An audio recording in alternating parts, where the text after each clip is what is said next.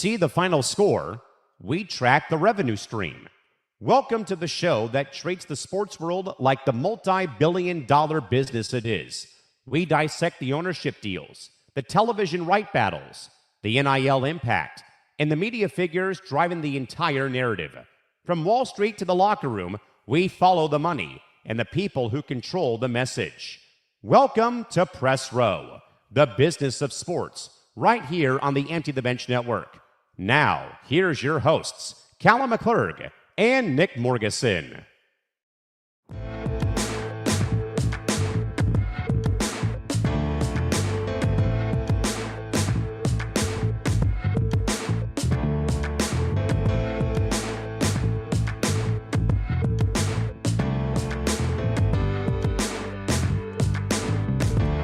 Hello, my friends. Happy Wednesday. Welcome to the month of July, and welcome to the eve of the hockey season schedule drops across the American Hockey League and the NHL, as I literally get an email to my inbox about the Gulls home opener coming up October the 10th versus Henderson. But of course, folks, it is another live edition of Press Row.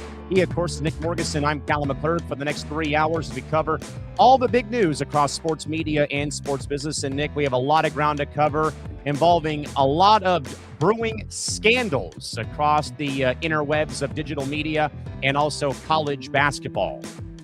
Yeah, we got a busy show. Sorry, I'm trying to get our show out. But yeah, it's going to be a good show. We have a lot of gambling to discuss. Gee, what else is new in this digital age of sports media? But before we do all that, make sure you check out the show on social media at Press Row ETB across all social media platforms.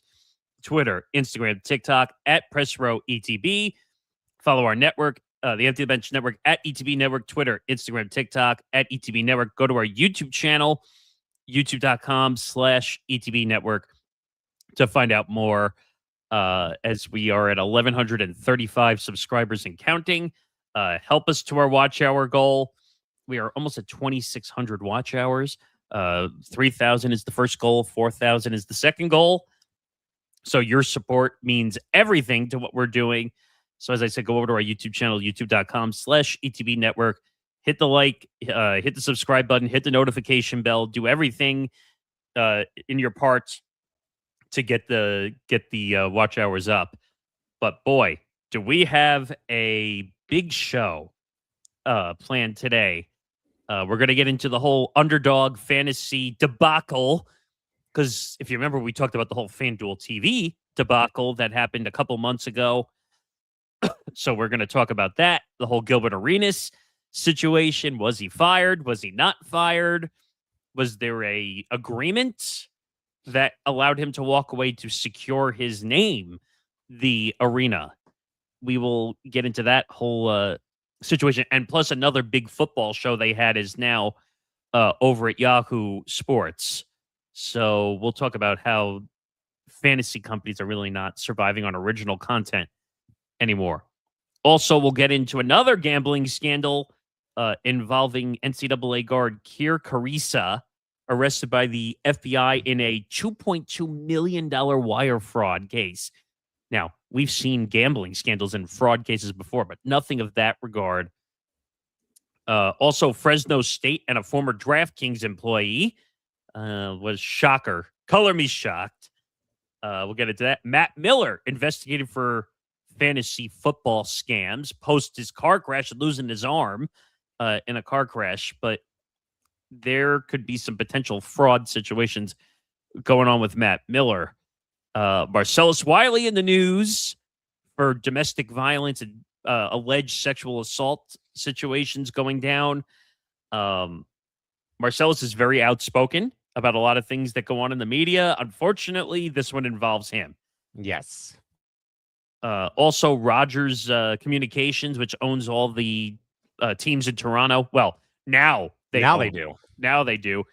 And a lot of people are questioning whether this is a monopoly or a conflict because they own all the teams. Especially with what we're going to talk about involving the shuttering of radio for two NHL franchises and how one team has little to no media coverage now in wake of this move.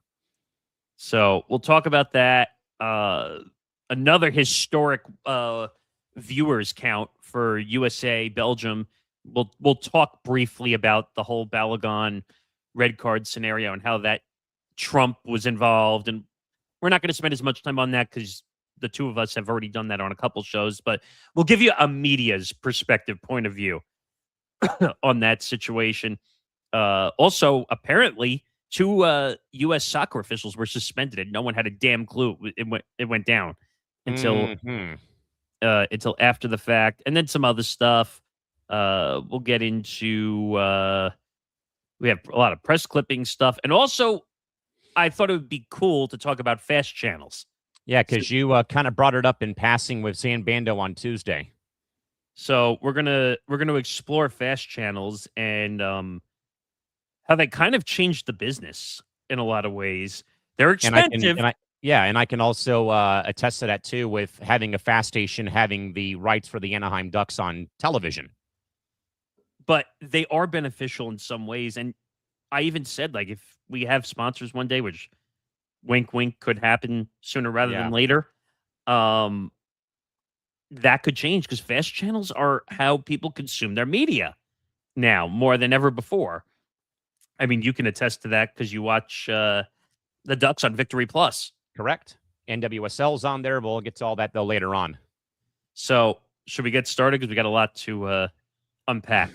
Yeah, and this first hour, folks, is loaded with sports gambling issues again. But, folks, in a massive shockwave across sports media, digital betting and gaming giant Underdog Fantasy has officially shut down operations for original content, effective immediately as the retreat spells the sudden end of its highly expensive flagship studio debate brand The Arena and counterpart The Arena Gridiron, which recently featured Skip Bayless, as well as its popular foundational fantasy football programming anchored by both Josh Norris and Hayden Winks, who both have been now picked up by Yahoo Sports. Underdog Corporate confirmed that they are entirely exiting the original production space to double down strictly on their core prediction markets, pick'em games, and high margin daily fantasy software, exposing a massive dip in return on investment or ROI for sports betting apps trying to act as traditional media networks. Nick, we have seen so many sportsbook operators spend hundreds of millions of dollars over the last 5 years, if not longer, to transform themselves into mini ESPN-style TV or media networks. But does Underdog completely pulling the plug, though, on massive star-driven vehicles like The Arena prove that building original content pipeline simply does not scale as a effective way to acquire actual gambling users anymore? Your thoughts? I mean, this is not surprising. I mean, look what happened to DraftKings. Look what happened to FanDuel. I mean, FanDuel TV is essentially gone because they couldn't afford all the talent. They were not getting the viewership that they needed. And I think FanDuel TV has now just basically become streaming at this point, essentially. And we've gotten to a point where it's too expensive to buy the talent. That's what originally DraftKings and FanDuel did. They bought all this talent for shitloads of money, like millions upon millions of dollars. And the way the gambling companies worked, their thought process was, oh, if we buy this talent and we put together good content, that people are just going to come by and they're going to start gambling on our platform and using the apps. I think they might have miscalculated slightly on how much money they were spending. And this led to them not profiting and actually in the red. You know, I think, Nick, that all the gambling companies who've tried, I think they learned the hard way, like you were saying, though, that it's one thing to drive business to like the DraftKings app or the FanDuel app. I think the problem for me, Nick, and it's not because of where I live. Let me put that out there right now. Though we talked about California blackjack and roulette late last night before we signed off from our post show meeting from Cranium, is that I think the problem that I think hurt these companies, Nick, the channels were usually buried deep in the channel lineup if you have cable. You know, if you didn't go right to FanDuel or DraftKings on your computer, tablet, smartphone, you know, that you were kind of shit out of luck in a way.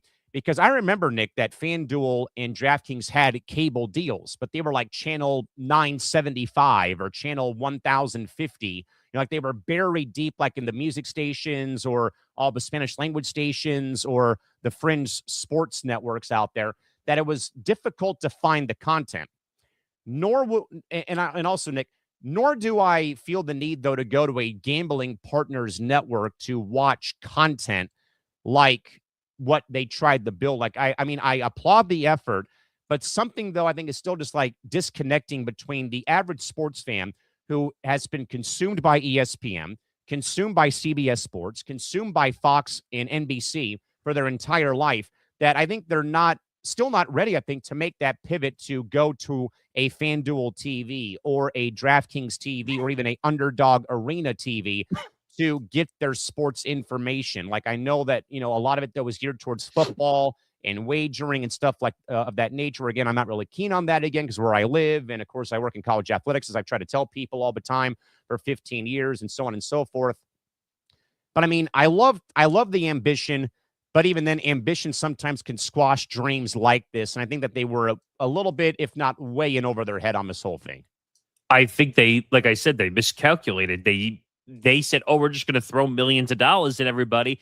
And they thought that because of the talent, the names, actually, let me take that back. Names, not necessarily the talent. They thought, oh, that's going to drive a brand. If they talk about DraftKings or they talk about FanDuel, they would just come by and use the app. It's not that simple. Like, no, it took years for DraftKings and FanDuel to become profitable. And you want to know what they were doing most of the time to become profitable? They're giving away free bets. Right. To make people use the apps. It's not talent. You could put on a good podcast. You don't need a gambling network. No talent. No talent. Now, does it help to have a good marketing platform? Now, the weird thing is DraftKings, FanDuel, Underdog, and whatever else. The one that Odyssey just left for Westwood One. What was it called? BetMGM. No, but BetMGM. Yeah. Those are all those shows, those podcasts.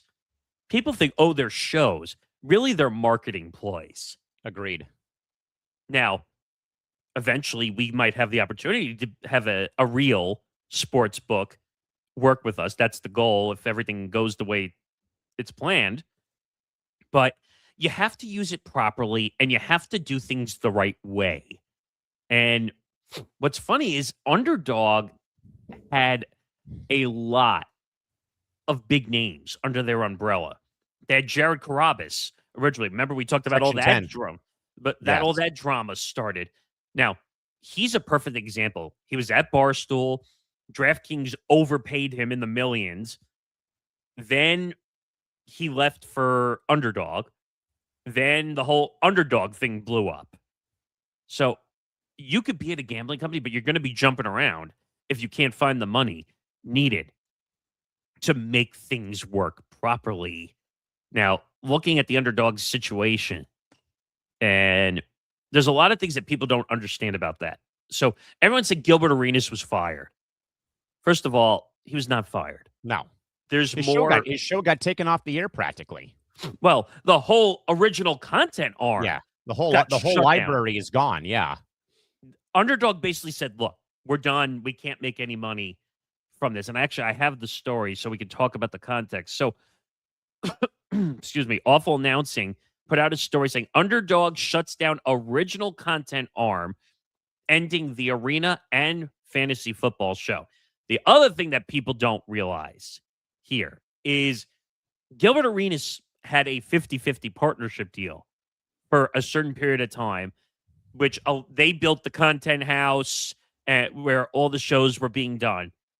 And then I don't know how long the agreement was for, but he was able to get the name back, the arena, because that was his show. And he can go do that somewhere else. But here's what doesn't make sense. Underdog did put all that effort together to build that content house, to get those people in, to build the infrastructure. And now you just shut it down? Yeah, which makes no sense. So the headline says Underdog will no longer produce original content as it refocuses its core sports prediction market and fantasy gaming business, which that's the original business that they're in. Correct. That's how they kind of got themselves like on the map, was with that. The company which popularized the form of daily fantasy that combined player lineups with prop style bets had spent heavily on content like DraftKings, like FanDuel, like BetMGM to help market its gaming products since its launch in 2020. Underdog produced top digital shows across football, baseball, and basketball while sponsoring several others. An Underdog spokesman told Awful Announcing that the company is getting out of the original content business. So I think they're learning from the FanDuels, from the DraftKings, that they're not making money, or they're not making enough money to keep that part of the business alive. I think so. And I think that, like I said, though, I mean, I think I applaud everybody for taking the swing, like trying to launch these, channels that again, were either on cable or digitally done to, maybe give the average sports fan a different outlet away from mainstream media, like what we tried to do here on ETV, where again, we're trying to be like a different outsource of sports information and sports news and debate and what have you. Obviously, we're, doing things a little bit differently. But I really, though, wonder, though, Nick, at this rate, like, almost what's next is because I think we can follow up that two of the hosts from the fantasy football show have already gotten scooped up by Yahoo Sports. Yeah. So that fantasy football show, I just want to make sure I didn't miss anything else. Oh, before we get there. So Gilbert Arenas had left already. Just so people understand, he wasn't fired. He decided to leave. So that's very important to the story as well, just so people understand. Yep. Gilbert Arenas suddenly departed in the spring and began publicly plotting a relaunch. Arenas has said ownership of the original Gil's Arena title will transfer back to him later this summer. And last week, 3 of Arenas' former co-hosts. Now, this was awkward because remember I showed you the Nick Young video that went out. So they departed as the calendar flipped to July. A live stream. Now, this is where it gets weird. A live stream dedicated to NBA free agency featured only the recently hired Skip Bayless, Brandon Jennings, and Rashad McCants. So what was the angle there by Underdog? Because I don't know what they were trying to do. I don't know either. I mean, I think that they kind of went in like maybe head over heels and didn't really have seems to me they didn't really have safety nets in place in case something did go wrong like this. Here's what I don't understand with these companies. Why do you play coy when something doesn't work out? Just admit it didn't work, shut it down if it didn't work, and do something else if it didn't work. Like, why do we have to play this cat and mouse game with these brands, with these companies? And why did you make the deal in the first place with Gilbert if you were just going to shut it down after you did all the work and spent all the money to build the content house? And Nick, correct me if I'm wrong, though, but while we were in our playback era, wasn't Underdog's content on playback at one point with Gilbert Arenas, or is that something separate? So I think it was called No Chill, which is a nickname he goes by. Yes. We used to see the content because he was a content partner like we were at Playback. Yes. And I think it was it was his content that they would license, I guess, to the Playback platform. Yeah. I just find it funny. Listen to the big list of names that this company had. At its peak as a content company, Underdog worked with star talent like Arenas, Rasheed Wallace, Jared Carabas, and even Bill Belichick, if you remember that whole. I remember that, yes. It also hired its own NFL insider in James Palmer. I remember that vaguely, yes. And it also partnered with, if you remember this annoying brand called Snapback. Yes, they were the ones who thought about bringing Playback back before ESPN reached a deal for it. Correct. Underdog even licensed the viral sensation It Is What It Is from hip-hop stars Cameron and Maze. Also, so they were spending money. Like, the last show standing were The Arena and its NFL-focused counterpart, The Arena Gridiron. That was the show that Skip Bayless was on, and right, all that stuff. And as well as Fantasy Football with Josh Norris and Hayden Winks, which we will get to because there's an update to that. All 3 will be shuttered effective immediately. Going forward, Underdog will double down on its core business on its app. Underdog offers prediction markets, pick'em games, and daily fantasy. The spokesperson said Underdog could explore selling the distribution channels and feeds for their shows. Okay, I hate when people say that. Yeah. I have a channel sitting here with a couple 100,000 subscribers. I'm going to sell it. You know what the problem with that is? The problem is you're selling a channel that was originally distributed for a show. Correct. I don't understand why having a channel with 500,000 subscribers is great, but if it's not for the show they're going to see, they're all going to end up eventually unsubscribing from it. Of course. I don't know. But it says across the industry, operators have scaled back from the aggressive marketing spends, which is what we said, that were common following the federal legalization of sports betting in 2018. Both DraftKings and FanDuel have wound down their in-house cable and digital networks, and lucrative sponsorship deals are reserved only for the big partners. So like DraftKings, that would be Levitard. Correct. For FanDuel, they run their shows digitally. They just don't do it on a TV platform. Right. Anymore. So let's talk about the update to this. So Yahoo Sports, which has done a really good job with their digital TV channel. I guess you could technically call that a form of a fast channel if you want. Mm-hmm.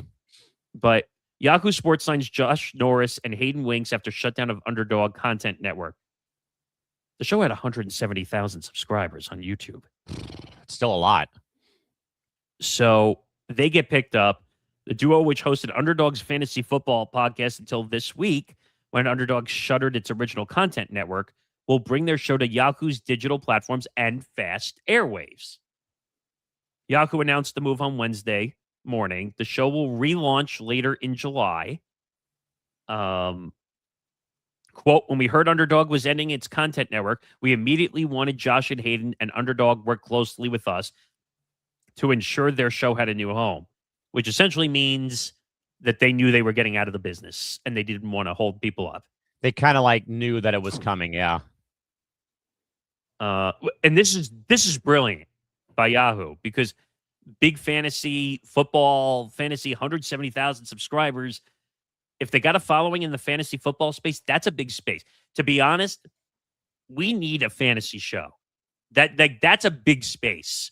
Huge space. Like, that's something I want to focus on down the road, like getting a fantasy show that can go all year round, because now football is probably the biggest one. Of course. College football doesn't really do it because there's really not a way to do it, legally at least. Hockey has it, baseball has it, NBA has Basketball. it. There's plenty of avenues to have a fantasy show. But Yahoo has done a really good job ever since they launched, what is it called? Yahoo Sports TV, or what was it called? Oh, you asked me too quick. I'm looking it up right now. Oh, Yahoo Sports Network. That's what it's called. There it is. They did a really good job on that. And I thought they had launched too quick. If you remember when they did that, because they had all these big names and everything involved. They had Ariel Helwani. Correct. They had a bunch of baseball shows and NBA shows. But I have to give them credit. They did a really good job. I think they have Jason Fitz and Caroline Fenton doing a morning show. Yes, they do. I think it's 9 to 11 Eastern. Like, I've watched it. They've done a really good job preserving a digital brand. And it's kind of like how we treat like radio, like bringing a twist of radio into all the shows that we do. They did a really good job. Right. So this move makes total sense. And they added to guys like Matt Harmon, Justin Boone, Nate Tice. These are guys they already have. You can never have enough football. I know you don't like hearing that 100%, but no, but I mean, but it's what sells right now, or but it's what sells sells to the general fan base in the American sports ecosystem, which I totally respect and understand. It's one of those things where if you don't have football content, you're not going to survive. Like, correct. And like I had said here, Norris said in a quote, "It's been an incredible journey building a YouTube channel from 0 to over 170,000 subscribers. Our community is loyal and passionate, but I know the best is still ahead. I can't wait to see what we build together." it's going to grow bigger because Yahoo is a bigger sports brand than Underdog is. 1,000%. At Yahoo, the two will also contribute to existing fantasy football programming, including Yahoo Fantasy Forecast and Fantasy Football Live. Now, Underdog is going to go on the list of DraftKings and FanDuel, where they just couldn't support original content. And one thing that I will never understand to this day is why did the gambling companies get into content? Like, do you have any like small explanation why you think they did that? Because to this day, I'm still trying to figure that out. I think a lot of people still are, and I wonder, Nick, if it's just for just of where legalized sports betting has gone nationwide, maybe minus a few places on the map. Right, but so far, no one has been successful on it. No. I don't know. I guess you can call Le Batard a success because they signed him to a second, like 40 to $50 million ish deal. Yeah. So they must have some success. Well, according to Carden, he's done nothing. But Carden's a clown anyway. So, but there has to be some success. That's why they said in the article that they're preserving it for brands that have value. Now, Gilbert Arenas, very successful. He had 100 million plus views. So I don't understand why they were quick to shut it down. Yeah, like if it's not broke, why fix it? It feels like in a way. And why'd you spend all that money to build the content? Why spend all that money to not do anything exactly?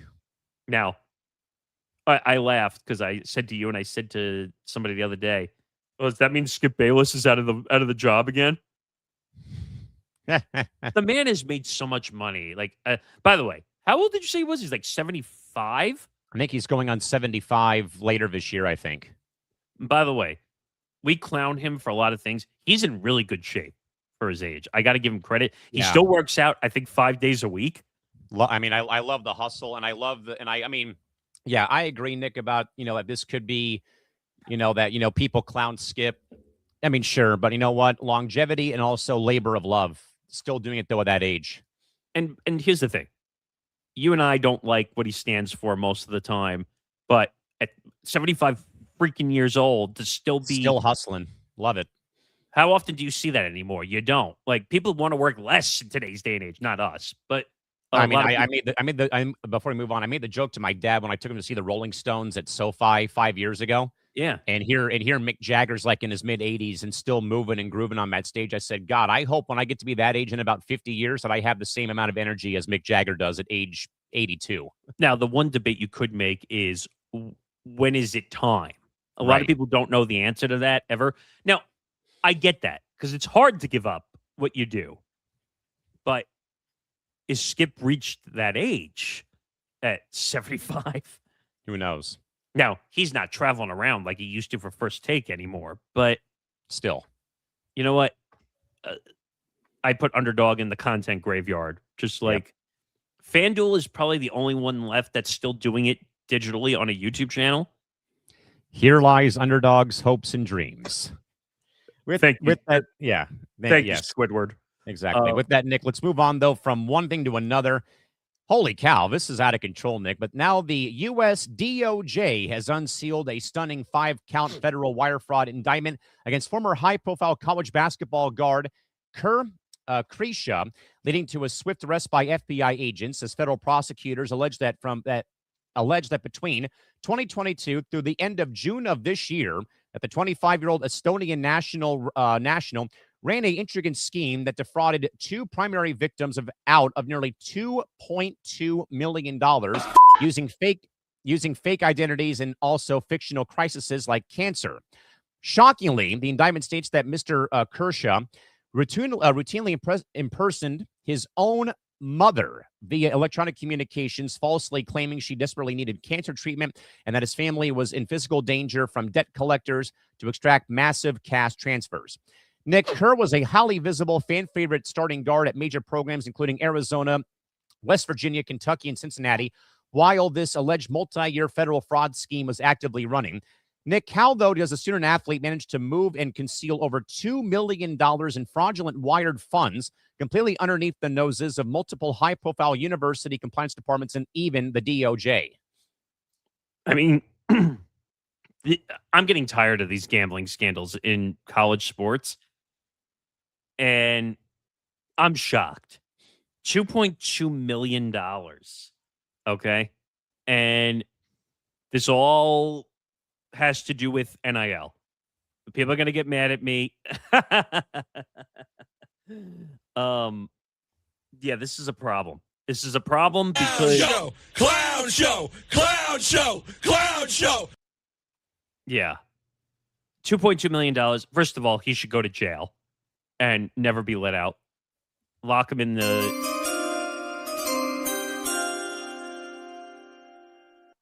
Shams update. Oh no. Larry Nance Jr. to the Pacers, 1 year, $4 million. Yeah. Okay. I thought you were going to say like LeBron James or something. But that won't But happen till like the end of July. Kerr Kriisa should go to jail and never come out. I know that's harsh. I know that's saying something of harsh varieties without knowing everything that happened. But this all has to do with NIL.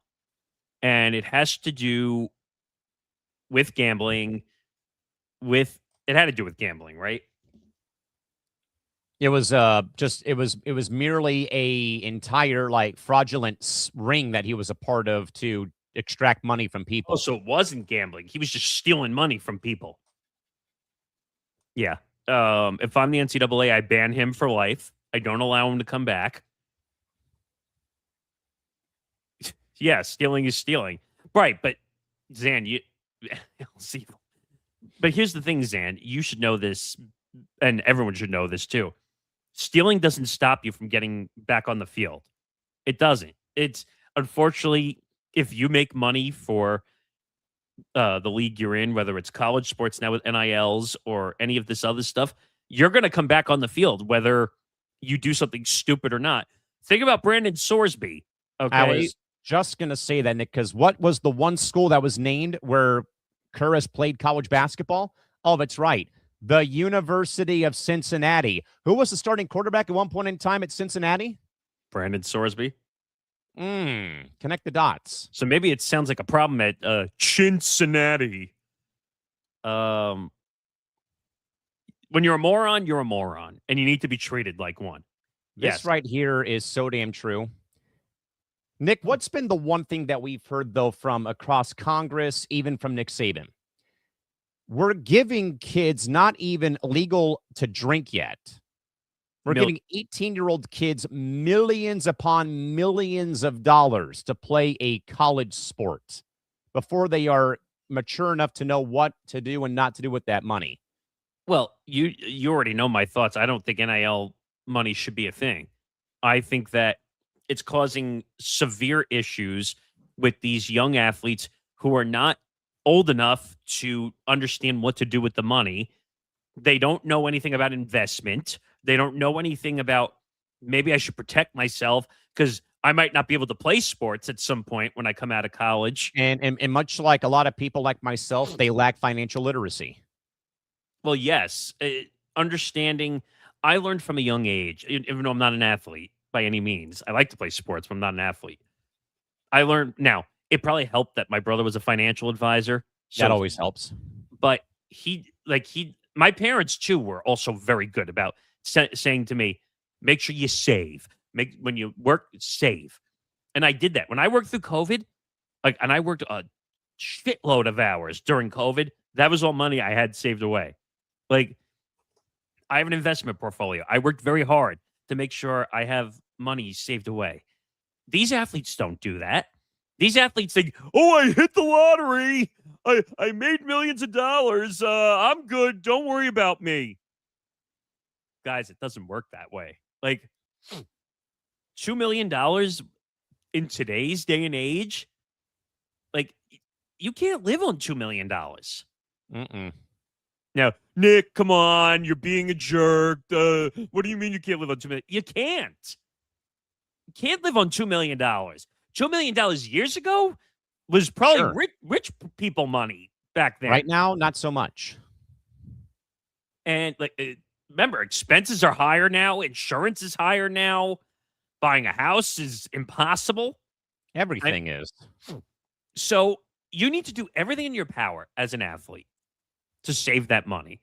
And why are you committing $2.2 million in wire fraud? Why are you being a bad person? Why are you turning people's lives upside down? Well, and not just that, literally the fact, though, too, Nick, it's the scheme involved about, how the hell can you impersonate your own mother and then claim it's cancer treatment or it's physical danger from debt collectors? I mean, this is not, this is beyond shady business. Like, I know this happens like almost every given day and stuff, but I mean, committing this, though, when you're in college is just awful. Well, that just sounds like he doesn't have anybody in his corner to say, hey, that's fraud. Maybe you shouldn't do it. These athletes who are in the NIL level. I also think it doesn't help Nick. He's from Estonia and not from the States. That's not an excuse. I know it's not an excuse, but you got to at least think that a little bit. I understand, but it's not an excuse to commit $2.2 million in wire fraud. Or literally impersonate your own mother about cancer treatment. Like, come on, man. Yeah, that one.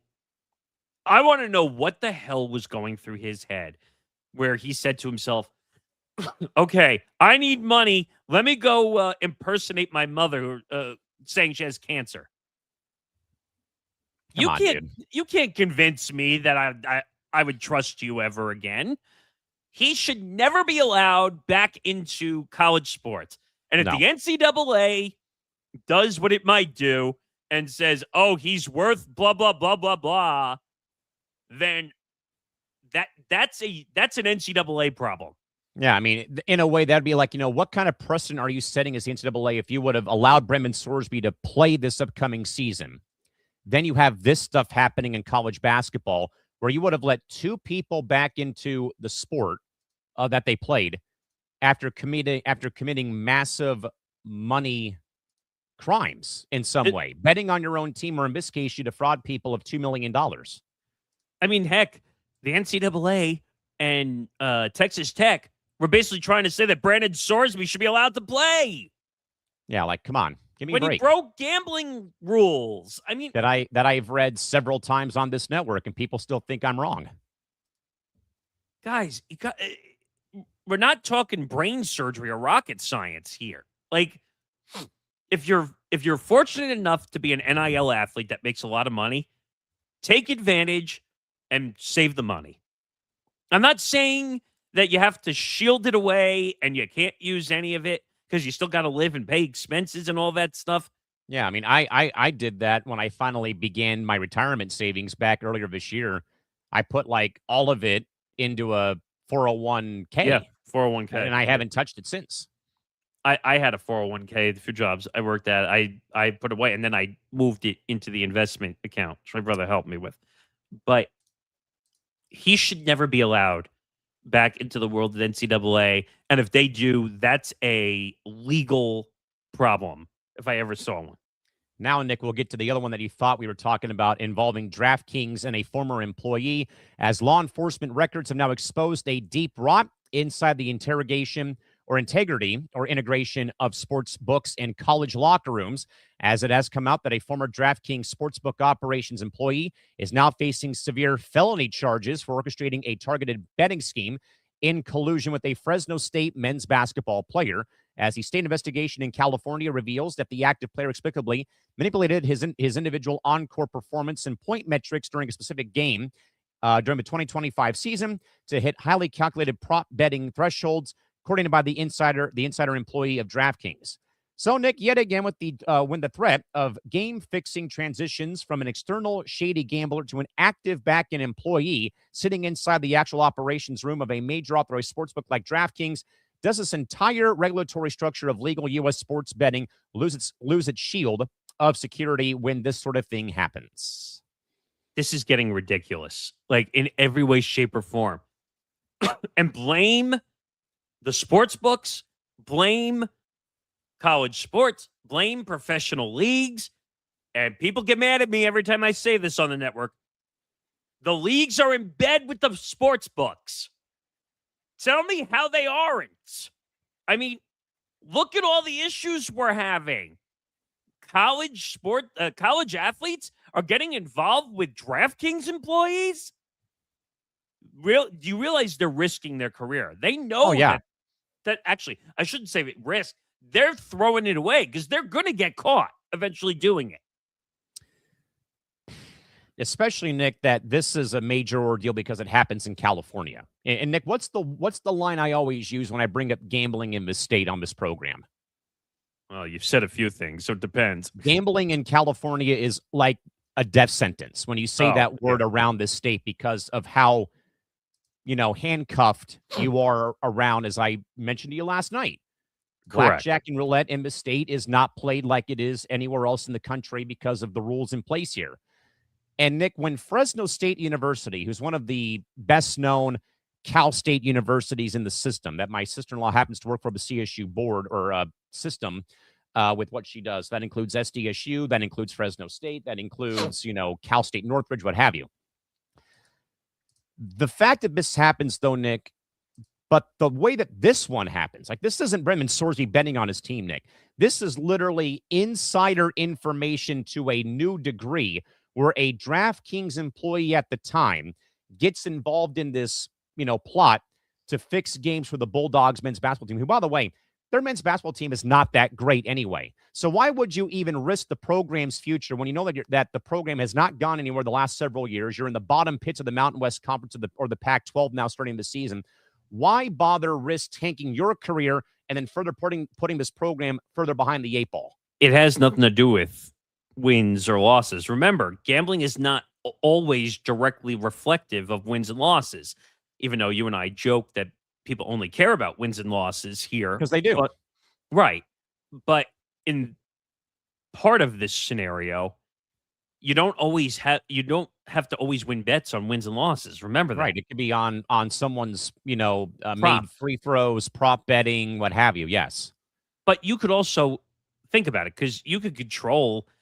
And I bring this example up all the time because we almost had him on as an interview, even though we asked for $500. Oh, Tim Donahue, yeah. And think about what he put up with, or not put up with, what he did. Basically, point shaving as a referee. Do you know what I mean? He basically caused all the gambling issues and where it started. Oh, but you can't say he caused today's issues. Yeah, I kind of can because he started the whole thing. Now, this was way more before sophisticated technology ever entered the arena. Correct.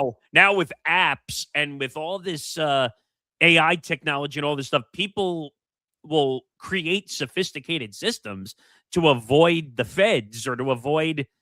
Think about it. We didn't hear about the whole NBA gambling scandal. Apparently, they were doing 6 years of research and R&D watching this thing go on. Until they finally fired the first shot October of last year. But think about that. 6 years.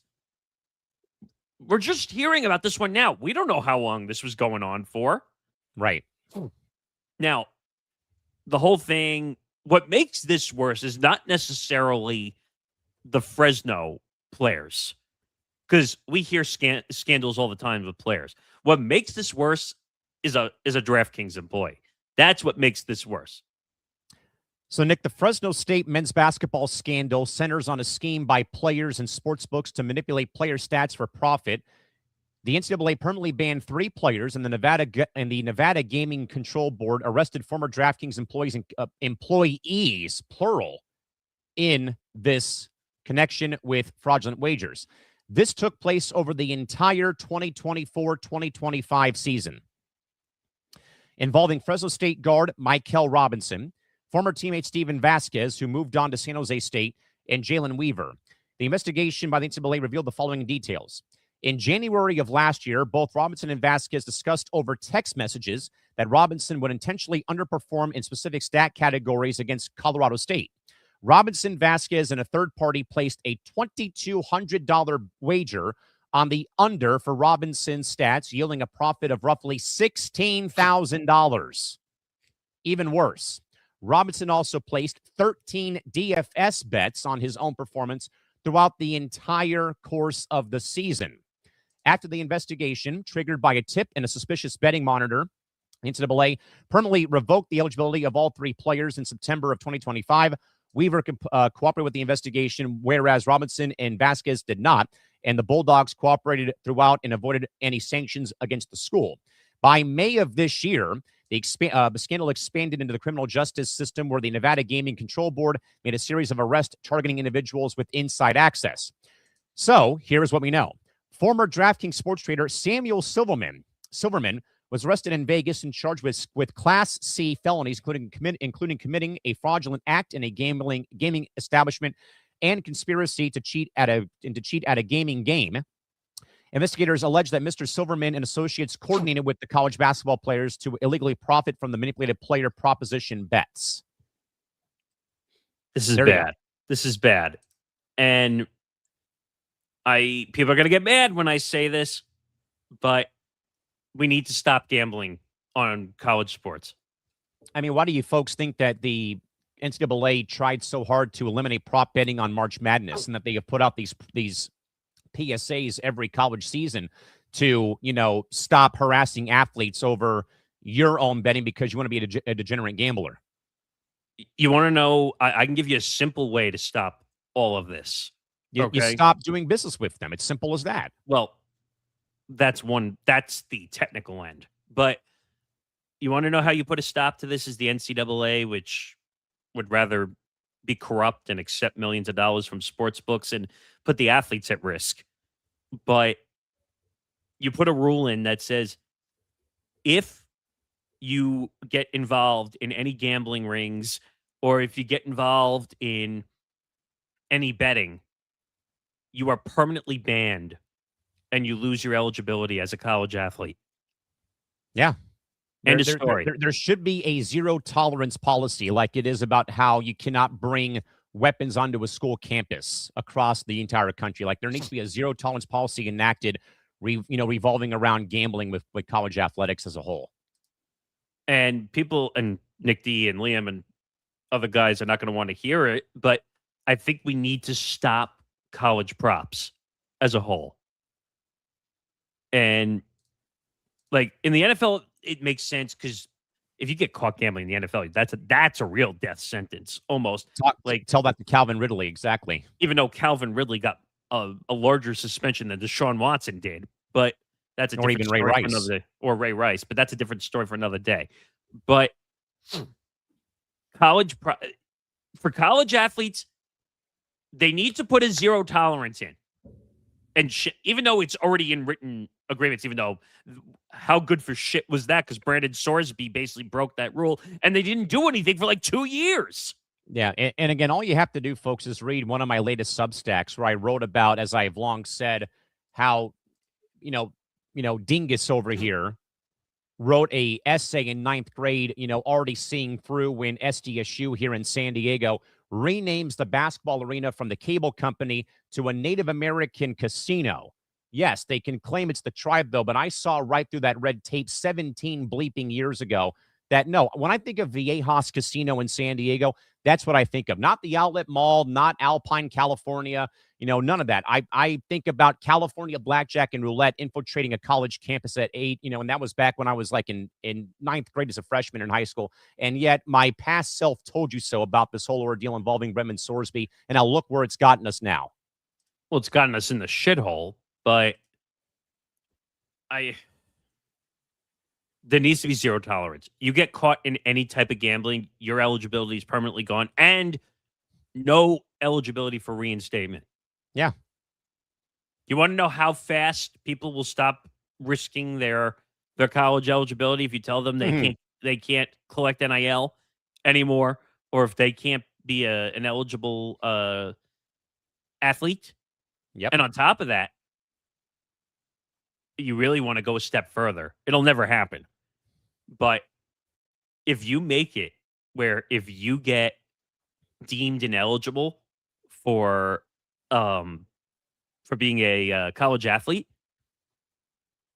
then you should go and say, well, if you're not eligible as a college athlete, you can no longer be drafted in the NFL draft. Fair. Or the NBA draft. Or whatever league you're a part of or trying to get to. You know how fast people would ship shape if they knew that they became ineligible and then they couldn't be drafted in the NFL draft, the NBA draft? You realize how fast people would turn around? They wouldn't do it. Sure. And by the way, why are you in such a rush for gambling sponsorship? Just wait till you get to the league. Something. They're going to do it there anyway. Yep. Think about all the... I already told you this. The leagues are in bed with these sponsorships, these sports books. So what's the worst thing that sports are tied to right now, Nick? Gambling or alcohol? Oh, I'd say gambling, and it's not close. I would have said alcohol, but now with where the explosion's gone for gambling, it's got to be gambling. Look at all the gambling scandals that we're ending up in. The NBA, which apparently that just disappeared off the face of the map. No, just like aspiration. Well, the aspiration is a different issue with what's it called, to the salary cap, circumventing the salary cap. But think about the absurdity, the amount of commercials we see for DraftKings, FanDuel, Underdog, BetMGM, Price Picks, so on and so forth. It's like a giant commercial for Vegas everywhere. WFAN, which is my local station here in New York, which we're going to talk about later. I can't listen to it. Even though I wasn't the biggest listener to WFAN, I usually listen to either the local ESPN or I listen to Sirius because at least they don't run gambling commercials nonstop. I don't mind if they do a live read or two because it's part of the game. That's how they make money to stay alive as a channel. But WFAN, like, Jesus, like, they're running 2 or 3 sports betting commercials every break. And if you think about it in radio, a stop set break is usually somewhere between 5 and 7 minutes. Usually when they take breaks, sometimes it's longer. If it's later at night, sometimes it's 7 to 8 or 7 to 9 minutes because they have to fill the time up because a solo host can't do 6 hours, even though they do it anyway. Those breaks, like 30 to 40% of every break is gambling ads. And what do you think that causes? That causes addiction. That causes all the problems we have. And it's leading. I was watching the news weeks ago. They said that the average age of people picking up gambling apps is under 21 now. Like 18, 19 years old. That's not right. But it's over. I just thought of the word. They're oversaturating the market with all these gambling ads. And they think because, let's put LeBron James in a DraftKings commercial. Or you said you had the Alex Morgan out there in California, which is kind of ironic because they can't even have DraftKings out there anyway. But they're putting all these athletes in sportsbook commercials. Hey, if my favorite athlete's gambling, I should come to the sportsbook and I should bet. Yeah, no. I'm okay. And now that we have our phones, you can gamble on your app 24/7. They make it so easy. You could be at the game like I'm going to be for the Padres tonight and go and make a Prize Picks lineup against Arizona, for example. Right. So they just got to stop. They got to make a 0-0-0-0 tolerance policy against college athletes. And if you get caught, your eligibility is out of luck. With that, Nick, we're going to get to the top of the hour, though, but we'll get to the last story for hour 1, though, involving ESPN's Matt Miller, as internal and external inquiries are swirling now around prominent ESPN NFL draft and fantasy football analyst Matt Miller. In wake of a horrific automobile accident that initially drew widespread industry sympathy, reports, though, have surfaced that Miller is under active investigation regarding a series of highly questionable and deceptive multi-tier financial transactions, fantasy football league entries, and alleged prize pool allocation scams embedded inside high-stakes fantasy football communities he has managed.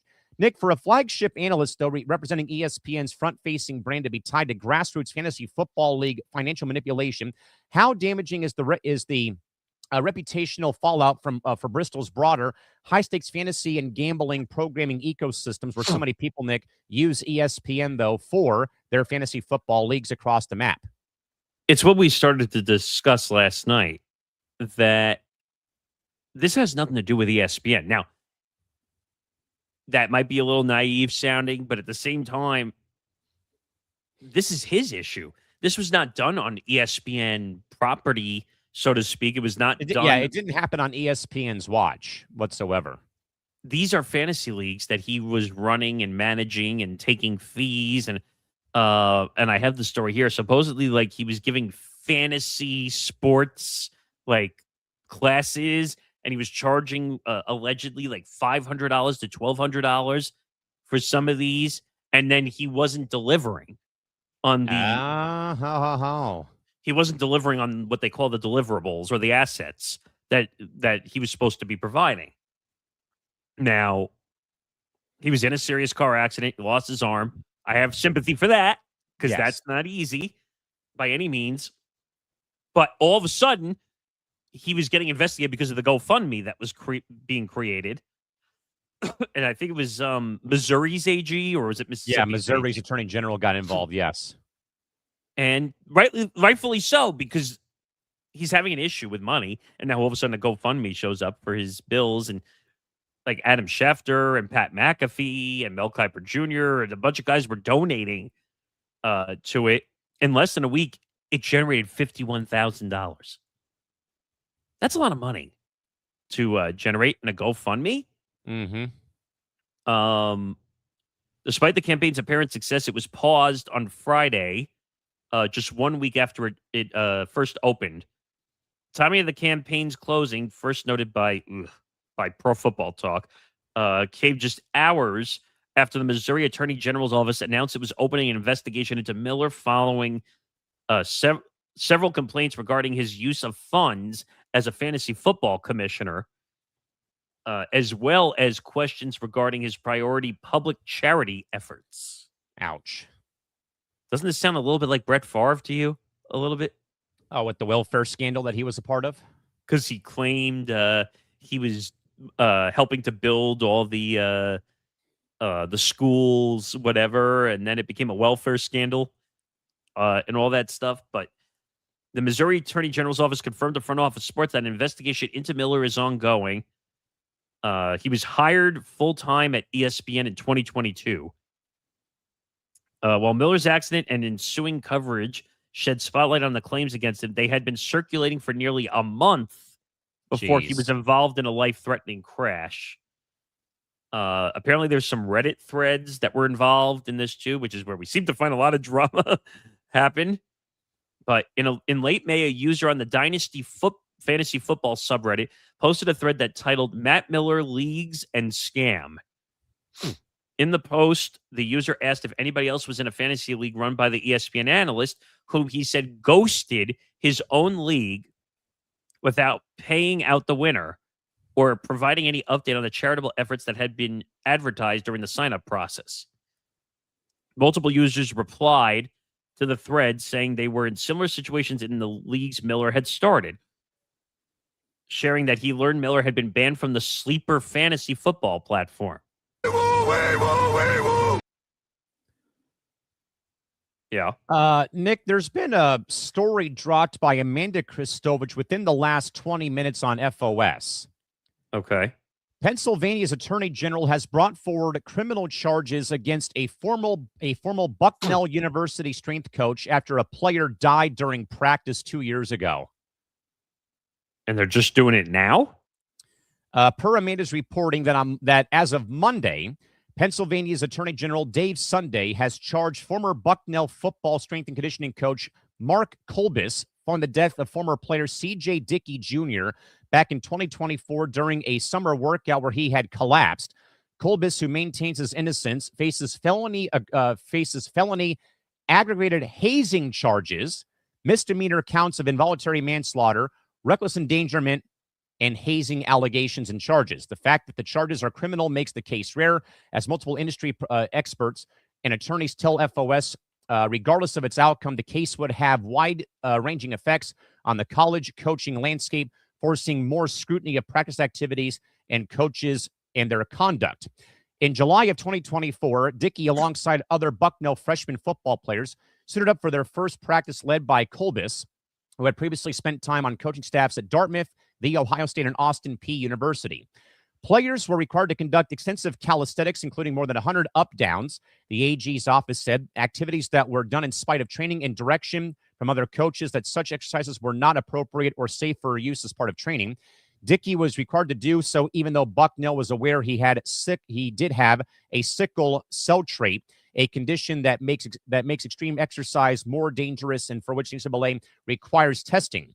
Dickey was visibly struggling with the exercises and was rushed to the hospital after he had collapsed, per the AG statement, with him passing away 2 days later. Dickey's parents did bring civil action to Palm School last year, alleging negligence and wrongful death. The case is still ongoing. In the complaint, they said that the coaches should not have allowed him to engage in these activities given his condition, and the school did not have proper protections in place, including having a trainer present at the workout, which is a requirement by the NCAA, and even an EAP as well. Wow. Damn. I mean, there's not much to really say until they go through the process, but if there was no trainer involved, that is a major, because at every practice, and I can vouch for this, believe it or not, folks, I work in college athletics, so spare me the BS. Every practice and every game, well, games are one thing, but every practice, there has to be a trainer on site in case something does happen. Yeah. Wow. But just to finish this story quickly. So apparently he was banned from Sleeper because of some of the practices that he was doing. Another quote came out and said, they confirmed he's a known scammer and is banned from the platform. Sleeper did not immediately respond to a message from FOS seeking to confirm whether Miller had been banned. The crash happened on June 17th, where he was involved in a serious car crash in Missouri. The accident occurred when Miller's 2023 Bronco crossed the center line and struck a semi-tractor trailer. How is he still alive? No? I mean, I guess losing the arm is one thing. No, but I'm saying, like, a Bronco versus a tractor trailer? I'm taking the tractor trailer in twice on Sunday. Right. If he's a scammer, then he's a scammer. Now, I don't wish that type of injury on anybody. Let me be very clear absolutely about that. Not. No way. I mean, come on, losing your arm in a crash is crazy. But if he's a scammer, he's a scammer. Like, yeah, he needs to be investigated and figured out. Now, apparently they said the way that the money was coming in was a little suspicious, also on the GoFundMe. 2 days after his initial post, Miller replied to it with a link to a GoFundMe account that had been set up by his sister-in-law. Soon after, the responses were filled with claims about his missed payouts in fantasy football leagues, including links to the aforementioned Reddit thread. In addition to comments about Miller's behavior as a fantasy football commissioner, others replied by noting that the initial goal of $10,000 on the GoFundMe page had been repeatedly raised from $10,000 to $16,000 to $30,000 to $55,000. So they kept raising the goal after people were donating, it sounds like. Yeah, and it says, over the course of ensuing weekends, comments, complaints, and jokes about Miller's behavioral spread throughout social media when he returned to X on June 29th to post about his 43rd birthday and reflect on his recent injuries. Now, apparently, like, the ice bucket challenge was going around and all this other stuff for Chris Johnson, and now, like, they're talking about all this other stuff. I don't know what to believe anymore at this point, but if this is true, ESPN's got to fire him. Oh, yeah. Because if he's scamming people on the side, ESPN is also in the fantasy business. Yeah, I think they're the number one ranked ESPN or like the number one used fantasy football site, I think, across all the platforms that do it. Them and Yahoo. Yeah. Oh, yeah, because I played both at one point. Yeah. So he's going to get fired if this is confirmed. Trust me, I feel bad for him that he got hurt and he lost his arm. But, like, if you're a scam artist, you're a scam artist. It's as simple as that.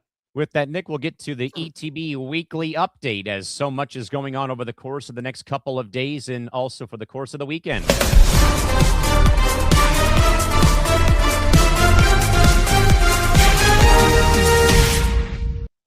Cranium somehow delivered a bunch of watch hours on Tuesday night somehow, despite talking a lot of soccer and the NBA trade for Jaylen Brown. But also a big week, though, for International Fight Week. Nick, where do things stand for the network coming up as time goes on? So coming up, well, I don't know if I want to jump right to Saturday, but I guess we can jump to Saturday. So coming up Saturday, which we'll still have the normal programming, but Fight IQ Puncher's Chance will be a special edition, 2 p.m. to 3 p.m. It could be a little longer depending on how many people are going to be on the show. But Tom Albano will be joined by Zambando it'll be a special UFC 329 edition of Puncher's Chance. I did hear there's the possibility of 2 other people possibly joining, not confirmed, so don't write that in yet. But they're going to do a whole UFC 329 pre-show. Conor McGregor's possible return, because I'm not willing to say it until he enters the octagon and the bell rings. But that'll be 2 p.m. Eastern, 11 a.m. Pacific on Saturday, so don't miss that. What else do we have coming up this week? Bando's Breakdowns, one more week on Friday, being live at 3 p.m. And then going forward, it'll be live on Thursday, 3 p.m. Eastern time. Don't miss that. Hitting for the Cycle, also on Thursday night, 8:30 Eastern, 5:30 p.m. Pacific. Moving the goalpost, noon Eastern, Thursday, 9 a.m. Pacific time. Johnny and Nick back together after 2 weeks of scheduling craziness. And then, listen, it's already July, which means football is around the corner. And actually, we're less than a month away from training camps. Training camps opening on August 3rd. So you're going to start seeing some NFL content start to trickle its way back into our programming. And you'll see some NFL business stuff because it's going to come up before the season gets underway. There's already drama going on with the NFL business side, which we'll talk more about Brandon Ayuk later in the show. Oh, God. What else do we have coming up? Friday, obviously, Unnecessary Wagers, 5 p.m. Eastern time. Solo show for Nate Miller this week because Connor was on vacation. Nate was on vacation. Connor did the show solo, so they're reverse soloing the last reverse. Yes, I need my Uno reverse card like they did in the gift for geez. Balogun. That was probably one of my favorites, by the way. That was great. What else? Is there anything else Friday that I missed? No, I know of. But obviously, then you have the typical Saturday stuff. Empty the Pitch, obviously, 11 a.m. Eastern time, 8 a.m. Pacific. No more streams, obviously, for because Team USA got eliminated, which we'll talk about in a little bit. Yes. But still, you guys will do the shows, the normal shows. We're going to chug along. And maybe if the schedule works out, maybe we'll do some live streams, maybe for the semi or the finals, maybe to do some watching the games. I think that would be fun. I would come and join that if you did a live stream for the game, like a little watch along. What else do we have? Oh, Between the Ropes, obviously, at 7 p.m. Eastern time, 4 p.m. Pacific. We moved that so it'd be closer to the AEW show. The numbers have done better because it's leading right up to the first bell. First bell, and then she previews the AEW show that's coming up after her show. Sunday, obviously, ETB Lounge, which you will be back on. Yes, we will this be. Week. That show did halfway decent too. Of course, everyone had to get mad because Nick D and I were doing Trump impressions during the show. Yeah, it was great. What are you talking about? I thought it was hilarious, but long week. Oh, and I forgot about the scheduling twist also. So Zanzinger Part 2 and Fight IQ, the normal show. Fight IQ will be at 9 a.m. early, 9 a.m. Eastern, Sunday morning, because Tom's going on vacation for Monday, Tuesday, Wednesday next week. And Zanzinger Part 2 will be on Monday at 11 a.m. Eastern time. So we're doing a little switcheroo to accommodate the vacation. Also, after Lounge, I forgot that Tom will be doing a UFC 329 post show at around 1 a.m. Eastern time. Depending on when the last fight ends. So you're going to get a pre-show and you're going to get a post-show. It's a numbered card weekend, so that's what happens. So there's a lot of content coming up from Friday all the way into Monday. So don't miss it. Subscribe to our YouTube channel. youtube.com/ETB Network. Hit the like button, hit the notification bell. That way you can get alerts for everything that we are doing as we continue to work on some other stuff. You and I are working on a little project, which I think is going to come Monday, right? I believe that is correct, yes. I mean, we could talk about that for a minute. So what was the name of the show? Now I'm forgetting. And the Content Dungeon. Yes. So this is something we talked about when we were doing playback way back. How long ago was that now? Jesus. April last year. Doesn't feel like it either. But yeah, Callan and I are going to be doing a show called The Content Dungeon on Monday nights. Eventually when Nate moves Give and Takes to Tuesday night once the NFL season. And it's going to be permanent on Tuesday once it moves to the football season. But if you like Insider, I love like listening to people behind the scenes talk about how the what's that dumb say when the sausage is being made? Mm-hmm. Well, guess what? You're getting an insider information show for the network. The Content Dungeon is a medieval times themed show where you're going to get to hear about all the drama within reason that goes on behind the network and some of the new ideas and stuff we're working on and all the scheduling snafus that we go through.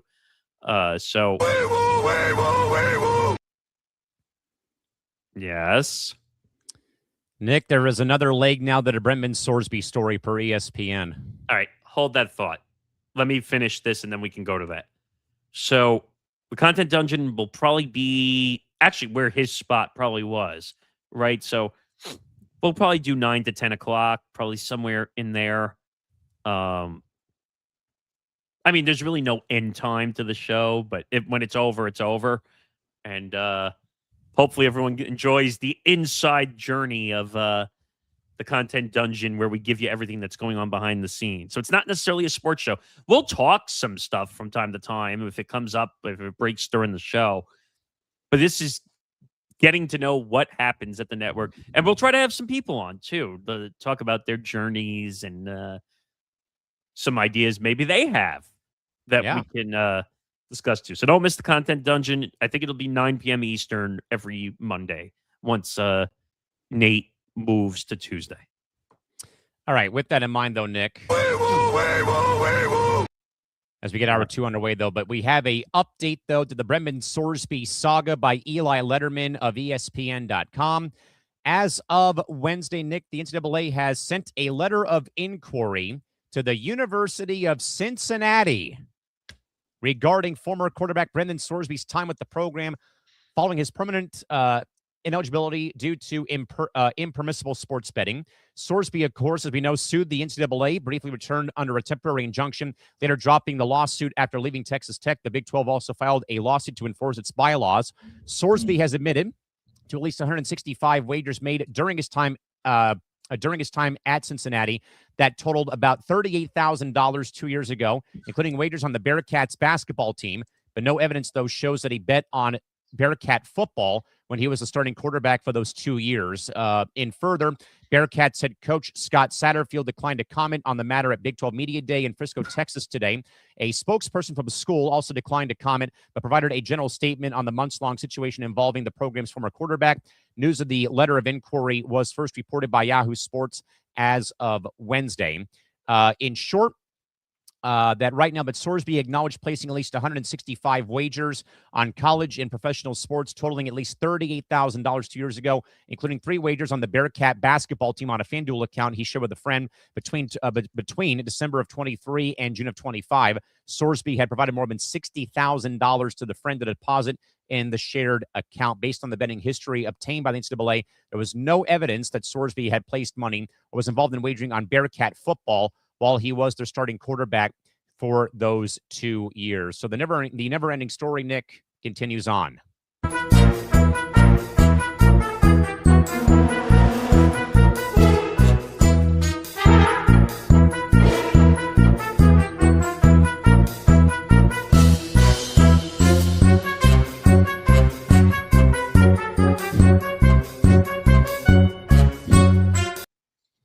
I mean, what else is new?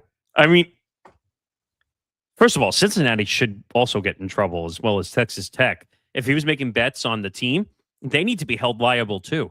Now, real quick, though, the ESPN story says that he only bet on Bearcat basketball, never bet, though, when he was on the football team. But still, though, you're betting on, but as the bylaw read, you're betting on a team that is part of your university, which is, again, a violation of the rule in place. I don't care if it was Cincinnati ping pong. I don't care. Or as I like to, or one of my favorites was is Bearcat underwater basket weaving. Yeah, well, that's a joke I've made forever about basket weaving. But I don't care what sport it is. It could be equestrian for all I care. It doesn't matter. You can't bet on your own college, university. You can't do it. It's not allowed. For everybody on this goddamn network that says he should be given another opportunity, read the bylaws. And stop saying that I'm full of SHIT when I work in college athletics. You signed the agreement when you come in to be a college athlete, right? Yes. And what does it say? Don't bet on your own university. Don't bet on other college sports. Let alone don't bet on it in general, including the pros. It's bad. All right, Nick, to hour 2 here, way past the top of the hour, though. But, Nick, a new twist, though, in the Marcellus Wiley case, as Anne-Marie Wiley, the prominent healthcare professional and former full-time cast member of Bravo's hit show, The Real Housewives of Beverly Hills, has filed for divorce from her husband, former NFL defensive end and sports media host Marcellus Wiley. Accompanying the immediate filing is a strict restraining order request wherein she documents a escalating horrific pattern of physical violence, sexual abuse, extreme verbal and emotional tirades, financial control of absolute power, and systematic psychological intimidation tactics exerted by the former FS1 co-host and also Sports Nation host on ESPN. Nick, Marcellus has spent his entire post-playing media career cultivating a highly vocal, independent platform discussing culture, personal responsibility, and sports business, but has also taken pride, though, in pot-shotting other media members for their own faults, too. Given the detailed and severe nature of these public court allegations, will independent digital platforms and mainstream networks be forced to permanently cut ties with this brand after what has come out recently? Well, he was doing his own YouTube show and branding. So now I know that there were some brands that were attached. I mean, he's an athlete or a former athlete. We see this all the time. But not that this is a similar example, but look what happened to Shannon Sharp. Correct. Where he potentially had $100 million deal on the table before McAfee was ever McAfee and got the deal with ESPN. There was a potential that Shannon Sharp's show was going to be that spot. Imagine how different ESPN would look right now if it was Shannon Sharp and not Pat McAfee. Yep. Now, the whole thing with Marcellus Wiley is nuts. It's, you scratch your head, and I sent you a story. I'm opening it up now. There's allegations of alleged rape and throwing full Coke bottle cans and stuff at her. And again, why am I saying allegedly? Because we don't have the full confirmation of this all. So, lesson to the wise, to young people who work in the media business: if you don't have a confirmation, please make sure you say the word allegedly. Oh, and yes, when we also know this too about the Twitter thread that he had too about his side of the story. We'll get to that, but just lesson to young people in broadcasting: make sure you say the word allegedly if you don't know, because you can get sued. We'll get back to this in just a second, though, but I just got a NHL notification, by the way. The bad luck keeps coming for the Chicago Blackhawks. Connor Bedard is out for 4 months after suffering a shoulder injury in preseason training camp. They're already back at preseason training camp? He was doing off-season drills and hurt his shoulder during the course of workouts, and he's out for 4 months. So it's the same shoulder he hurt last season where he missed, a chunk of the season. He's not going to be out till at least February or March for Chicago. That's rough. That is very much rough. But yeah, Nick, I mean, this whole story is just really have gotten a bit out of control. And, and I happen to, and I've met Marcellus a couple of times at one point. I met him when he was doing Sports Nation with Beadle and Kellerman in LA. Oh, I love that show. But also, I got to know Marcellus when he was a Charger. When I went to my one and only Charger training camp, like about 25 years ago. Where I forgot he was a Charger. Yeah, I mean, he was actually great for us at one point when he played for San Diego. But I got to meet him and obviously Junior Seau, and I met a young LaDainian Tomlinson. Marcellus cannot have been any more giving of his time, though, much like Junior Seau was. But again, Junior kind of set that benchmark about how you go about as being a player, and that you give your time back to the fan base and the community. And Marcellus was, I think, really much loved here when he was in town. But I also, though, Nick, and I hate to bring this up or say this, because, again, we can't say this until his time is done. But with what we know, though, Nick, about CTE, could this in a way begin to show the, show the symptoms of it? And by the way, Marcellus was also part of that 30 for 30 about Junior Seau's life, because he was one of the players in it. I mean, they talked to Marcellus, they talked to Fred McRae, they talked to Gary Plummer, they talked to Drew Brees, again, who all were teammates of Junior when they were in San Diego.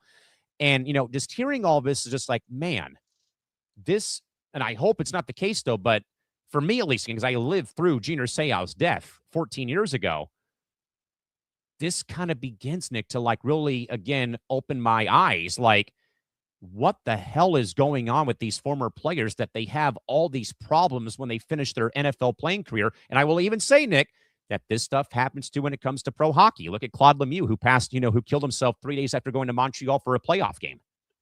I mean, here's the problem, though. Again, we won't know if he has CTE until he passes away, because that's the only way they find out. I'm surprised that we haven't developed technology yet to figure out how to test for CTE. Test the brain. Still alive, yes. Because maybe you would find a way to. Now, I don't think there's no cure for CTE right now currently, but people just assume, like, because they're acting out, that it's because they're being jerks. Maybe it's not. No, because I think, Nick, what the Seau documentary told me from Chris Nowitzki, I think is his name, who's a part of the BU CTE Center, is that eventually you begin having mood swings. You feel depressed. Jim McMahon, Nick, said that his whole career or his whole life after playing for the Bears, it felt like people were taking ice picks and just hitting him, just hitting his head, where now he has to go in and get these like precision done adjustments, like you would get your back cracked by a chiropractor. He goes to a specialized neurologist who they tap like the temple or your head, and it actually clears all the brain fluid back out of all the spinal fluid out of your head. Right, because the brain was knocked off kilter from playing. Where McMahon said it felt like somebody had flushed the toilet, where like all of it like leaves, and like his eyes would clear up, his speech would get better. And you know what McMahon does to keep himself healthy? He does jigsaw puzzles because it helps with brain stimulation. So again, I don't want to jump over that goal line yet about this being a thing, though, but just the pattern, Nick, that we've had, though, involving former players like Seau, like other players who have, died young from their NFL playing days, like Dave Duerson. I think he was even mentioned to Jim McMahon, Mac, I hate waking up in the morning feeling great, and then I can't find the school to pick up my kids when I go to school, or I can't do this and I can't do that because of just the debilitating headaches that you develop over your time, though. And I think that Gina Seau, who was Junior's ex-wife, said, like, this was like 20 years of head-on car crashes that these guys have gone through over the course of their careers, Nick. And again, I don't want to jump further over the line here, but one has to wonder that it's not always about like, I'm a former athlete, I can be a jerk, and a jerk off. What if it is, though, like, in a way, these small details that begin to show the CTE symptoms while they are, in fact, still breathing and alive? I know it's a lot to digest, but about your thoughts. It's an interesting thought. I mean, look, I have the timeline, so maybe if we look through the timeline, we can figure this out. But I want to point out one thing. Just Anne-Marie Wiley, former full cast member of Bravo's The Real Housewives of Beverly Hills, filed for divorce from Marcellus and requested a restraining order accusing the former NFL defensive end of continuing an escalating pattern of physical violence, sexual abuse, verbal and emotional abuse, financial control, and intimidation. Now, you're saying that the CTE and all that stuff causes mood swings. Now, Mood swings, depression, But- violent outbursts like this. but let me be very clear. That's no excuse for sexual No, abuse. I'm and not. physical violence. I'm not excusing it whatsoever. Right. But No, it's no, I just didn't- like I didn't say you were. telltale, Yeah. like signs beginning to pop up on the radar. No. And I wasn't saying you were, but I'm saying like Yeah. there could be mood swings, all that stuff there, but there's no excuse for sexual abuse or physical violence. The filing submitted in Los Angeles court on or before July 6th details multiple specific incidents spanning more than a decade. Emery Wiley stated in her declaration that trauma from the events has created gaps in her memory, noting she was blocked out much of what Marcellus has done. According to the court documents, in 2012, early in their relationship, Marcellus raped her while intoxicated and attempted to sleep with two of her friends. Oh, That was in 2012. 2014, he punched her in the face, causing a black eye. 2019, first of all, after the two incidents in 2012 and 2014, why didn't you leave? Why would you not move on there and not wait till now? 2019, while she was 9 months pregnant, he threw a bottle of Coca-Cola at her head. August 2025. Okay, why are we still together at this point? It's almost a year ago to the day. He struck her in the face with his shoes. What kind of weird shit is that? And then January 2026, he dragged her out of the bed, berated her, and hit her on the head. She alleged he then raped her while telling her she was his property and that she, quote, had to do what he said. She claimed he raped her a second time that same day and again 2 days later. What? Financial allegations include claims that Marcellus borrowed $100,000 from her that has not been repaid and ran up her credit card bill to $100,000. What? Emery Wiley expressed fear for her life and requested a restraining order requiring Marcellus to stay at least 100 yards away from her. She's seeking primary physical custody of the couple's 3 children, spousal support, and exclusive use of the family's Los Angeles home. The date of separation is listed as to be determined. The couple married in 2014 and have been together for approximately 14 years. Sheesh. Wait a minute. So they were married in 2014, but there was an incident in 2012. Couples therapy, I bet you anything. No. I'm saying that the first incident I read to you was 2012 while they were dating. That early in their relationship, apparently 2 years before they got married, Marcellus raped her while intoxicated and attempted to sleep with two of her friends, allegedly. What? So, what the hell is that? Unbelievable. But again, this is all allegedly. We have no proof of it. Correct. So,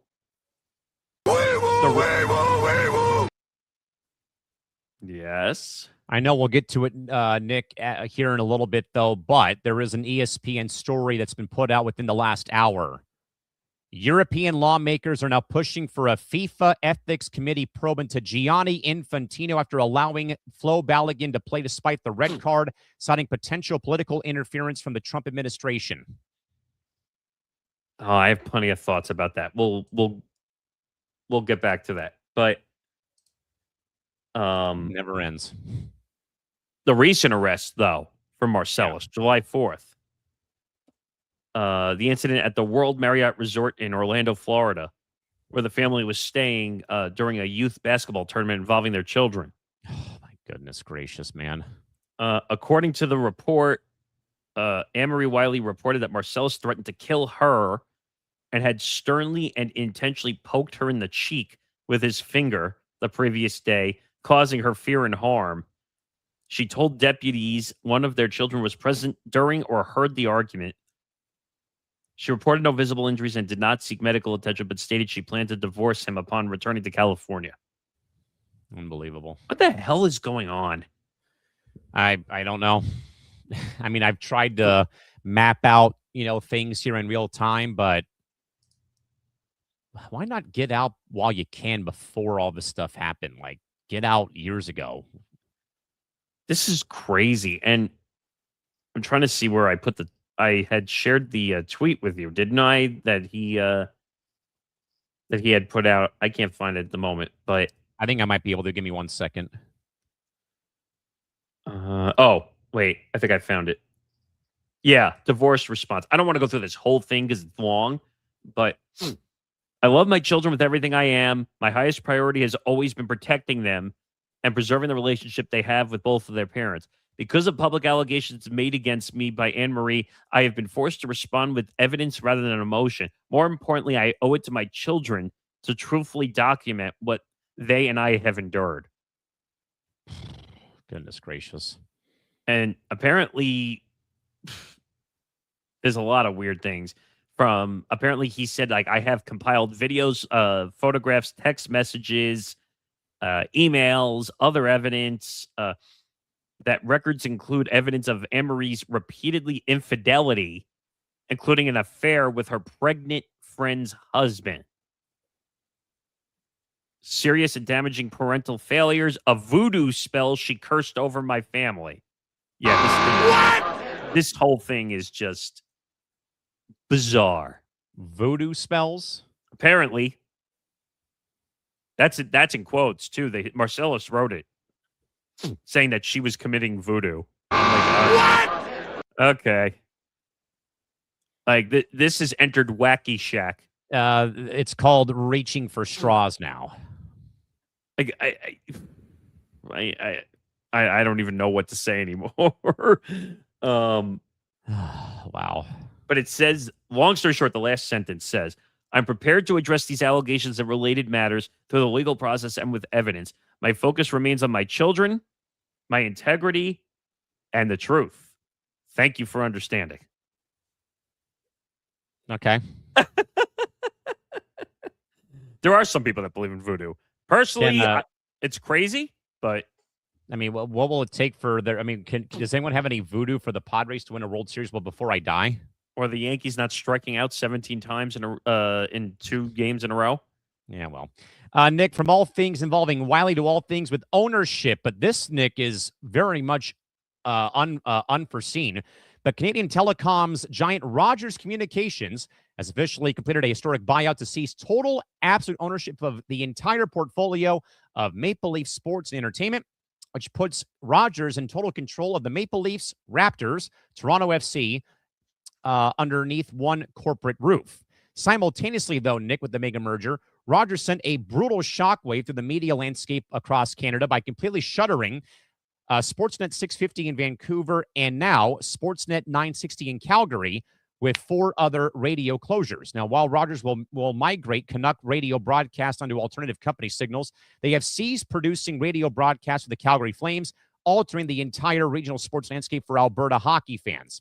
So, Nick, when one single company owns both the multi-billion-dollar pro teams and the region's entire sports broadcasting infrastructure and chooses to completely kill off the local radio stations to preserve margins, is the regular traditional regional fan connection between being permanently sacrificed for better corporate efficiency by this move made yesterday? So people need to understand, you and I talked about this last night. Radio is dead. It's declining. What you might see is some digital aspects come out of this.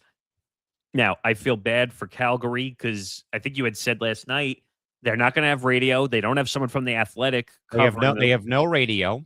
They have no TSN analyst or TSN contributor and no athletic writers covering the Flames. That's a little bit despicable, considering they were for a franchise who plays in Alberta, but they've been overshadowed by the Oilers the last several years. But Calgary's had their runs, though. They've won a couple of. I think they won 2 championships at one point back in the late '80s, early '90s, and they're known for Jerome McGinley and and a lot of their legendary players, including Laney McDonald. How can you not, especially Nick in Canada? They're a freaking team in Canada playing hockey. How can you not have hockey, the lifeblood of this nation, not on the radio, not in the Athletic, not on TSN in this marketplace because of a merger?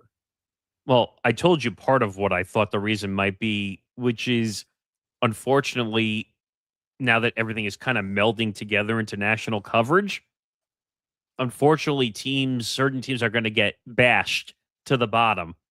Unfortunately, when it comes to national media coverage. By the way, I just wanted to clarify, I misspoke. The Flames won one Stanley Cup back in 89-90. I thought they won two. They won one. Okay. Yeah, unfortunately, with national coverage, all the teams that are at the top are going to gain the most traction and most attention. Now, it's not fair to someone who wants to listen to the game, but this is the same issue we're having in the NBA right now, technically, where everything is becoming national. Like less and less local stuff is happening. By the way, I was going to point out too, Nick, because the Ducks went through this too. We'll talk about them a bit later, though, when it comes to fast channels. But the Ducks, the Sharks, and even the Kings at one point, even the Athletics, Nick, they got off regular radio and they've gone to TuneIn or their own audio cast on the team app or on iHeartMedia, whatever. Or they're creating their own channel. Or they're creating, like the Ducks did that. The Sharks have done that. The Braves, the Kings did that for a little bit at one point, but they're back, I think, on KABC out here in LA or on ESPN 710, I forget. But they also went off the radio. The Gulls have been off the radio for a while, but they're on the iHeartRadio app via their own 24/7 platform.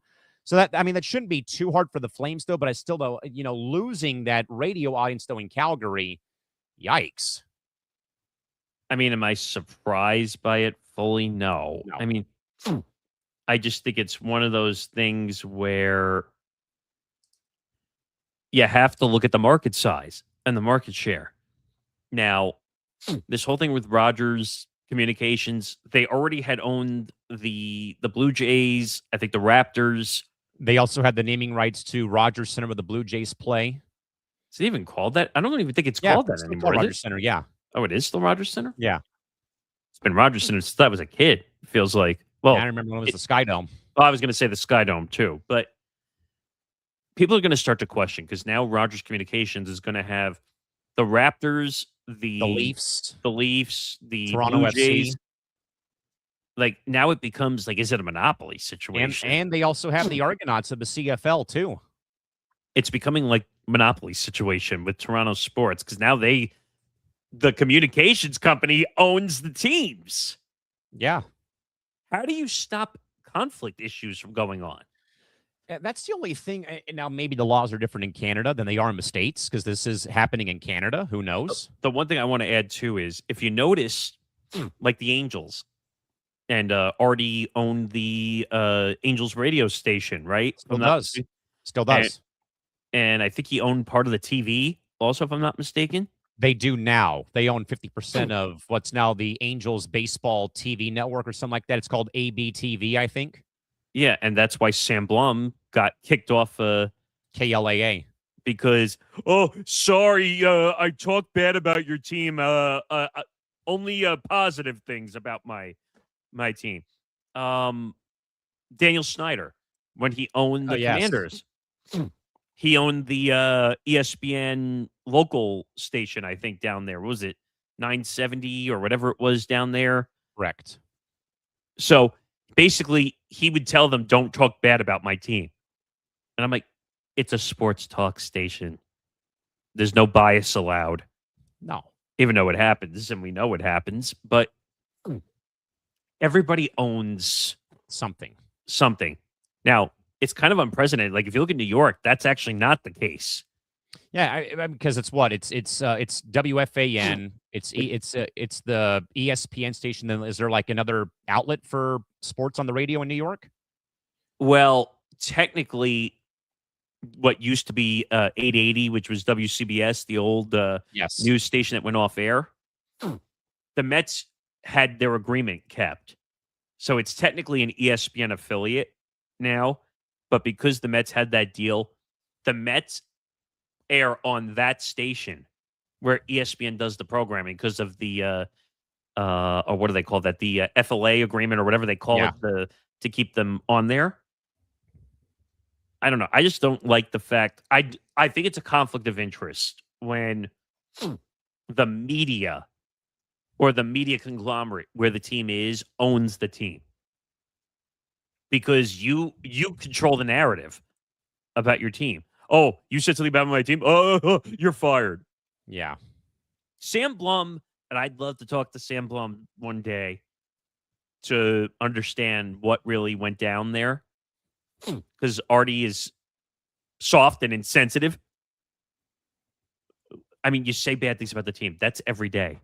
Your fans are revolting against you. And I will have a Substack about that probably this week because I got to go to Angel Stadium on Sunday for a bit of a work event with a few friends of mine who are Red Sox fans, and we were in the upper level and kind of got a firsthand perspective about where it's gone. I mean, I love the ballpark. I love the team still and whatnot, but it was a very much like, real eye-opener, Nick, about how that team has kind of faltered over the last several years and whatnot. And what has, I mean, I sent you the whole list that I'm already of things that's going to be in the article, in that Substack, Nick, and it's just harrowing about what I saw on Sunday.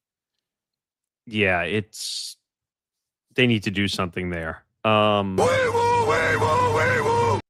do we got? You're going to find this very interesting, what I just found. It involves the WNBA.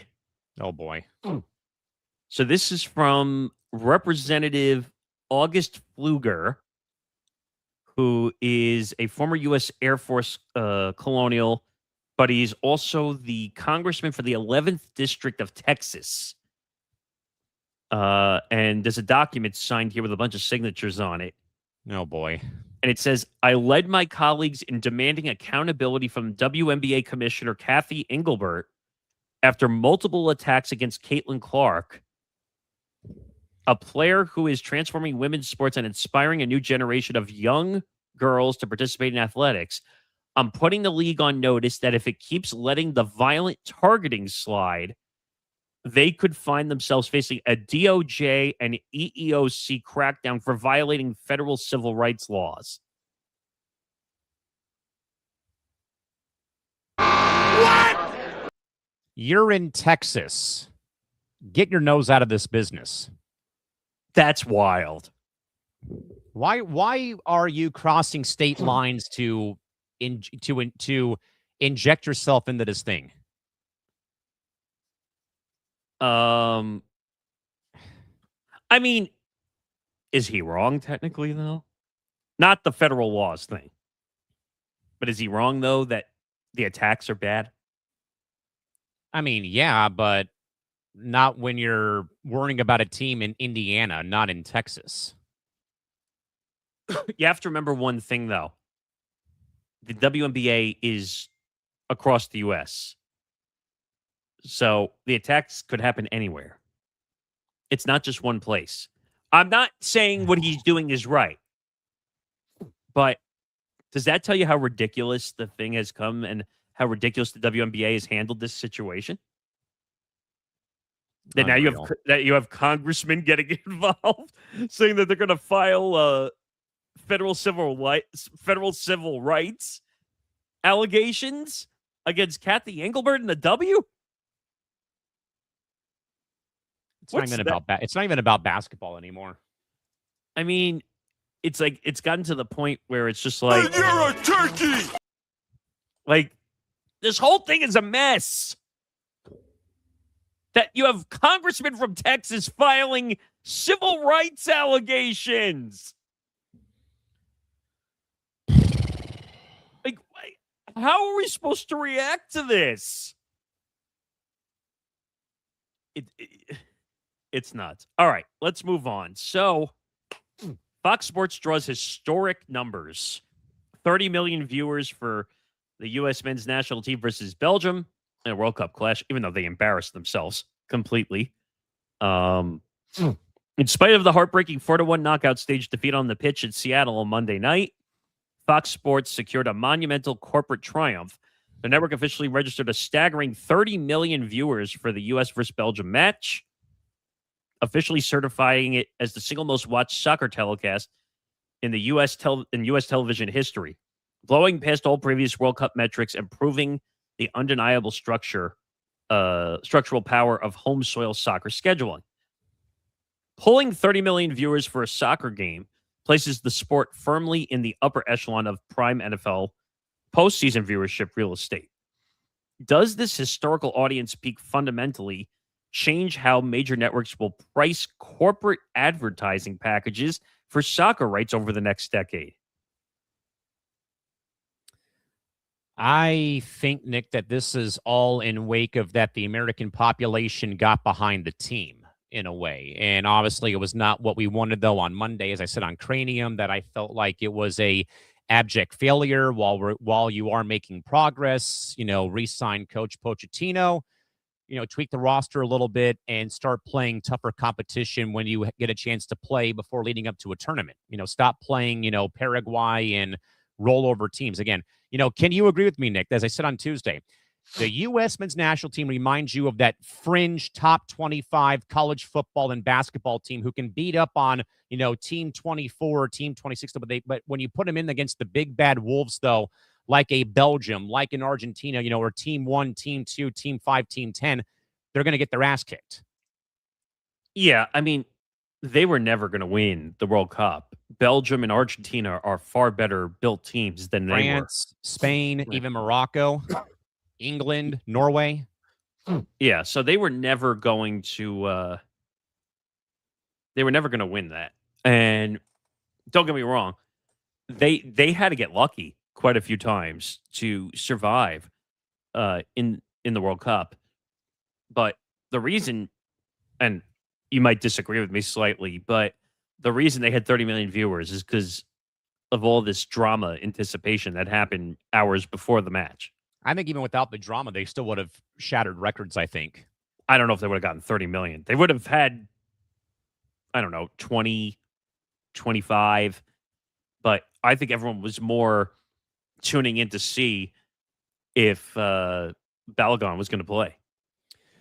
If anything, that this proves that soccer does have a place in the American sports ecosystem. And I wrote that into Nick and Zan on Tuesday on ETV Sports that, time for us, or for the casual sports fan out there to throw away the crutches about, okay, I did my time watching soccer. I'll see you again in 2030. That's not how this sport grows in this country. How this sport grows. And I know that we can talk about, that youth soccer is broken with, the $3,000 pay-to-play model. I get that. Go ask Landon Donovan about that. Which Landon Donovan already talked about that. We talked about that last week. But how does a game, though, Nick, like soccer and hockey grow in this country? It's when people on this network go and support your local teams. Go and support the Wave. Go and support SDFC. Go support college programs. Go support USL teams. If you live in a market that has a team, at least give it a try. But that is how this sport, Nick, can only go up from here, is that people go and support their local teams, because that's how hockey gains traction. That's how soccer gains traction. And, I'm tired of hearing the BS, excuse. Okay, I watch for 4 to 5 games. I'll see you again in 4 years. No, you know what you do? You follow these guys over the course of the remainder of the, you don't stop watching the tournament. Just because we're out, that does mean that you stop watching the tournament. Now, yes, will business slow, across the country because Team USA's out? Sure. But that still, though, Nick, is where I will come from on this, as one of the soccer supporters on this network, with my time with the Wave and with SDFC and my own time announcing college soccer and international and indoor soccer and my 3 championship rings won in 11 years. This sport only can go up if the general population goes and supports teams that are in their marketplaces, like in San Diego, like in New York, like Chicago. That is how this game will of how this sport goes up. I know about the youth soccer pipeline. I get that. But we need to back this sport, whether or not that you find the game boring or lackluster, or I only care when it's the World Cup, though. No, Gotham deserves your support. The Red Bulls deserve your support. NYCFC deserves your support. The Fire deserve your support. The Stars do. All the clubs that are making up the soccer ecosystem here in America, they deserve your support. Even if it's not Team USA playing, this is the only way, Nick, that this sport can go up and get more eyeballs on it. And I think, though, Nick, that even with the loss, I thought that Team USA players handled it with grace, saying, hey, We let you down. We get that. But we hope that we inspired this nation to finally get behind this sport. We know it's a foreign game and it's boring and lackluster and that people don't really care for the product, but that we hope that we made you proud. I think that these numbers, I know with all the circus going on involving, Trump and Infantino, put that aside. This number does say volumes, though, even with the controversy. This sport has a seat at the table that this sport has a seat at the table for the American sports fan, regardless of what people might think. Yeah, I mean, soccer can be a fun sport. Like if you take it on from a young age. I mean, I played soccer at a young age. The problem with soccer sometimes is I think it becomes too competitive at a young age.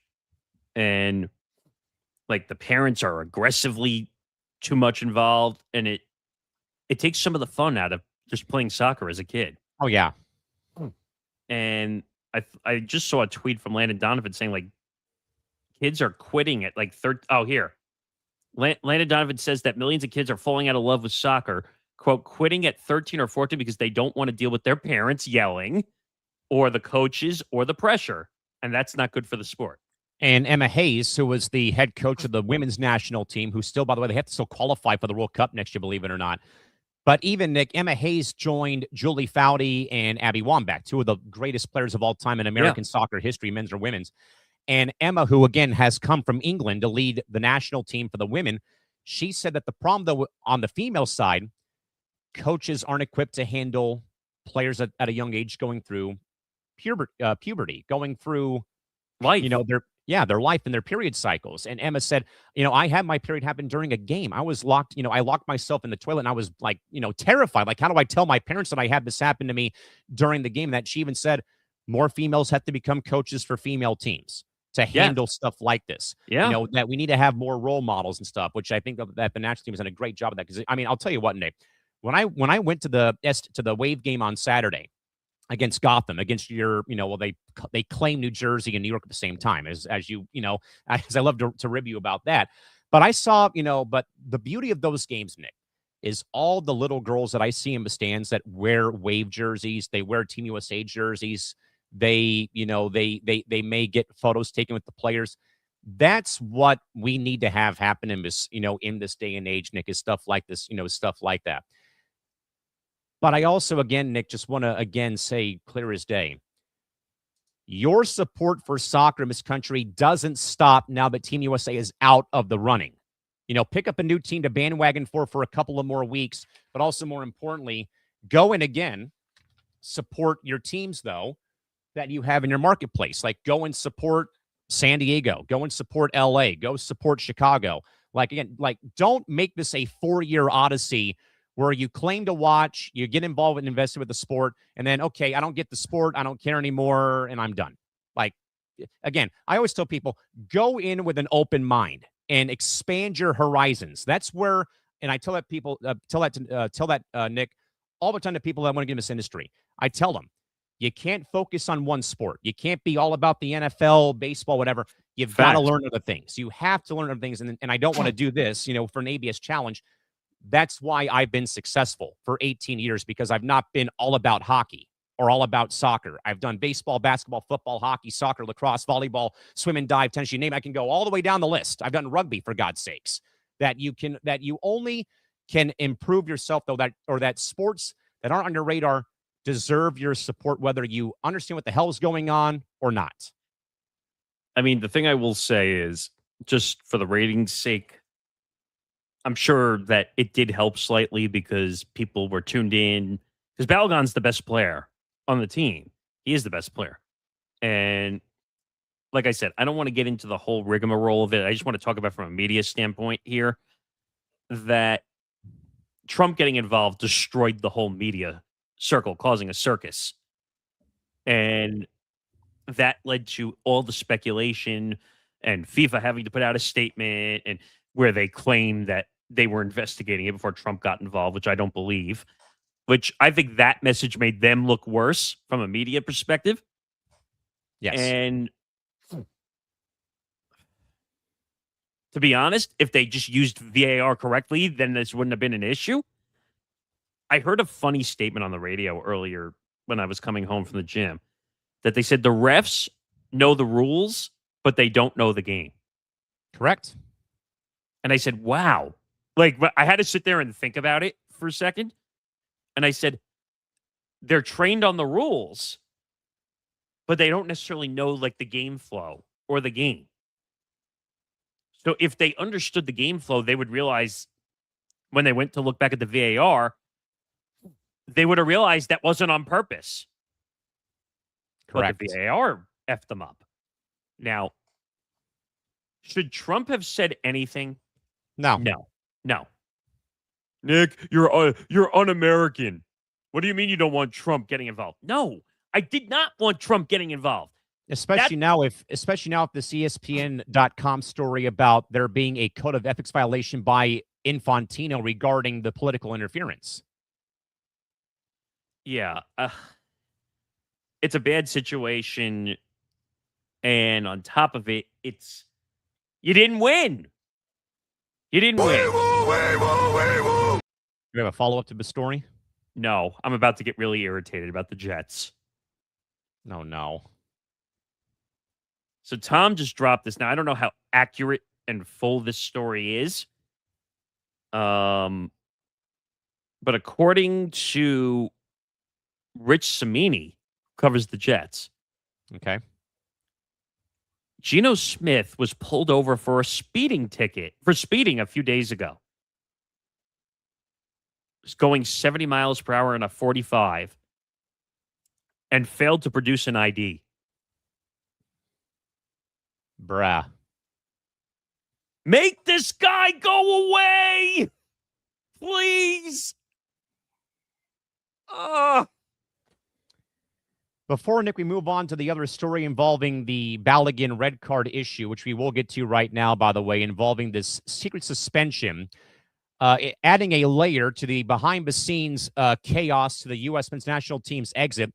It was uncovered and unearthed that FIFA quietly issued 2 suspensions to 2 high-ranking U.S. Soccer Federation officials and fined Balogun $40,000 as well for the red card.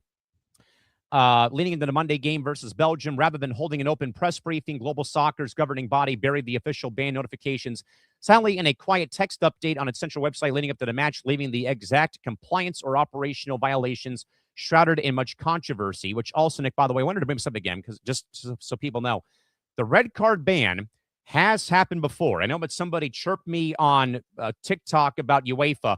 That's a completely different governing body when it comes to the World Cup.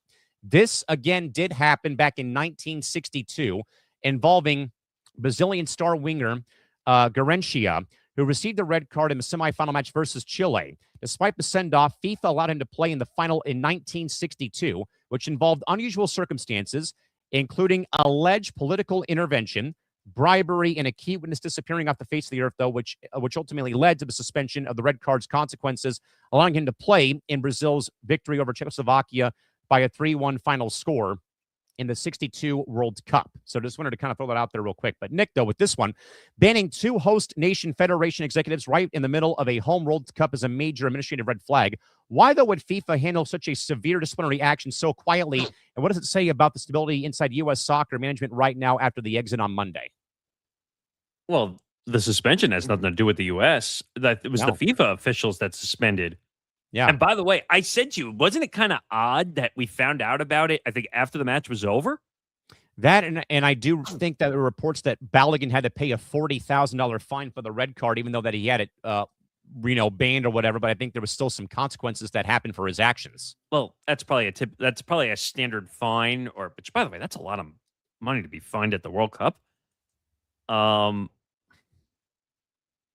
mean, do I have to say the big C word again for the FIFA organization?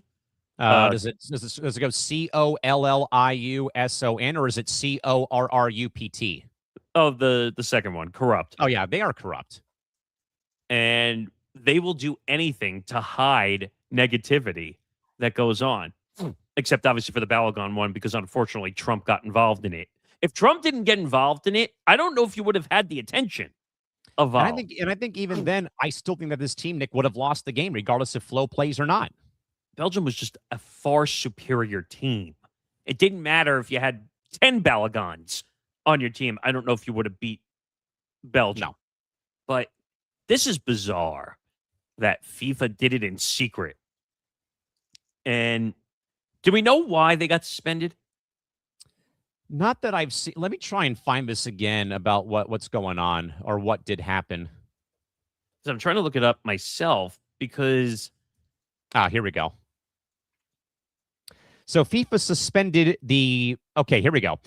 FIFA issued suspensions quietly to U.S. men's national team admin manager Sam Zapadka and the VP of Security Frank Pinel for their World Cup round of 16 match versus Belgium. The U.S. Soccer Federation stated that the ban stemmed from a mishandling of match protocol during their win over Bosnia and Herzegovina in the week beforehand. Now, while FIFA and the U.S. Soccer Federation kept details sparse, reports indicate that the officials were disciplined for allowing unauthorized individuals into restricted areas and violating team celebration protocols from the match because Balogun came on the field after the game to celebrate the victory after he was sent off with the red card.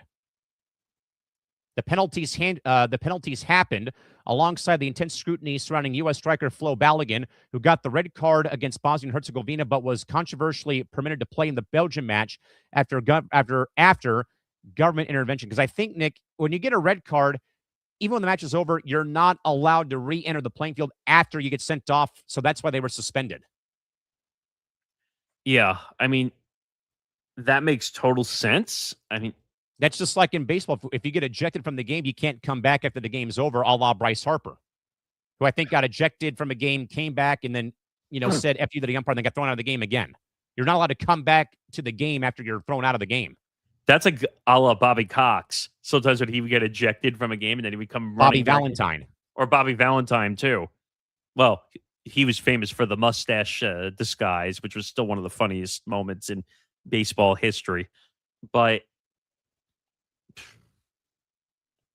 I mean, if you broke the rules, you broke the rules, right? I mean, simple as that. So, but why did you do it in secret? That's what I don't get. I think that needed to be public information. I mean, I don't care if it's only this or if it's that, whatever. You still need to make that public knowledge. Yeah, I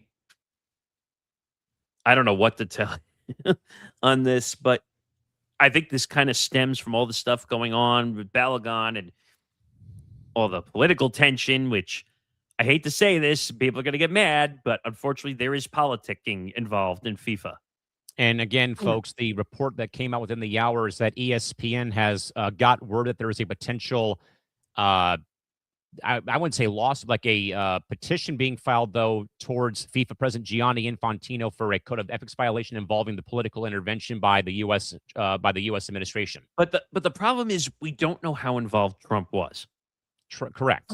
All we know is that supposedly, reportedly, he called Infantino and said we need to question this red card. That's all we know. We don't know anything else. So there's not much more we can really go off of because we don't have the full information.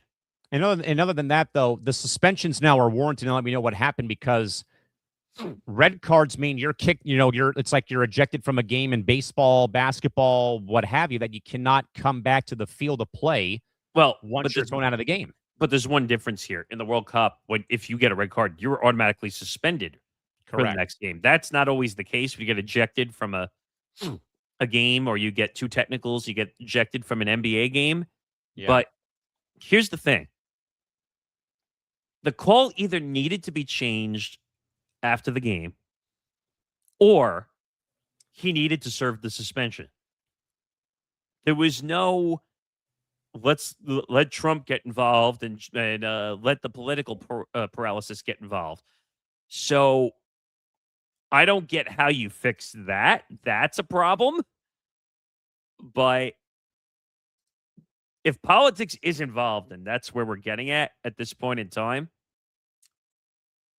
I don't know what you do because now you have all the countries complaining. We talked about this. Callan talked about it in the short form video he did for Empty the Pitch, that Oh, yeah, involving the French Federation trying to revoke the yellow card and then the red card being revoked for England after they beat Mexico at Azteca over the weekend. And the other big thing I wanted to say, too, Belgium, rumoredly, supposedly was going to forfeit the match against And what else did I say, Nick, on Tuesday?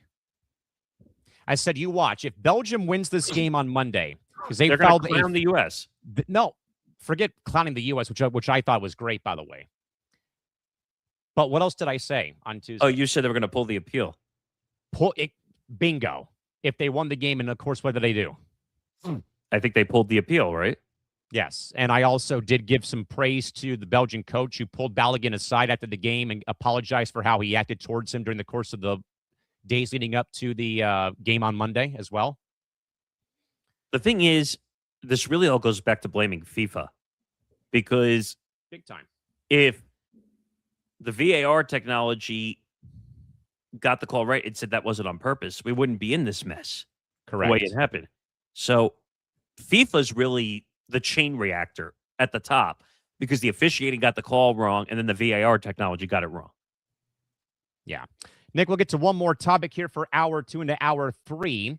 But Nick, even despite the loss, though, this always happens, though, when something good happens.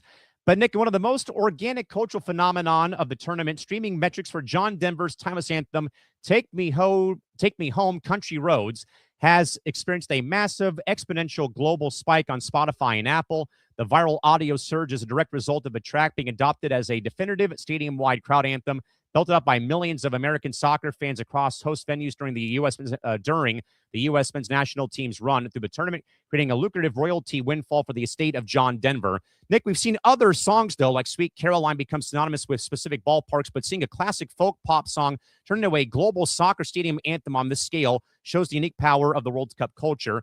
Can U.S. soccer, though, still engineer this kind of organic fan branding, or do you just have to let the stadium crowds decide if the song becomes a huge thing? Well, it's whatever song that they get used to branding-wise.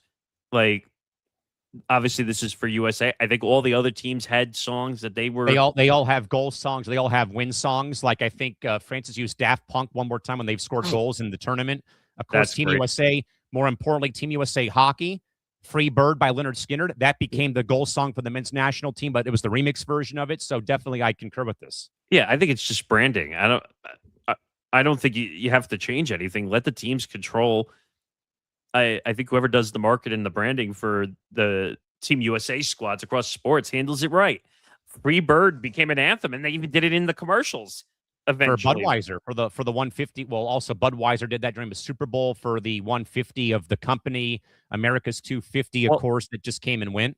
Or when they ran the hockey for the Olympics, they would use those in the commercials. Yeah, both the men's and women's team used Free Bird as their goal song, and that became the goal song for Team USA. Literally, Country Roads was played at Angel Stadium on Sunday, despite leading up to the game on Monday. But also, Nick, I think it's so right, though. You know, just think though about and this is actually, Nick, a very good tease. There'll be a small market episode about how music like this becomes a staple of a city or of a tournament like the Olympics or the World Cup. I mean, you know very well, Sinatra's New York, New York. I have all the small things in San Diego with the Padres that they're winning in the bottom half of the 8th inning. Sweet Caroline, Jump Around, you name it. Sweet Caroline at Fenway Park. I mean, New York. There's so many anthems. I mean, college football. I mean, look at college football. How many of them have Brightside, Kerncraft 400?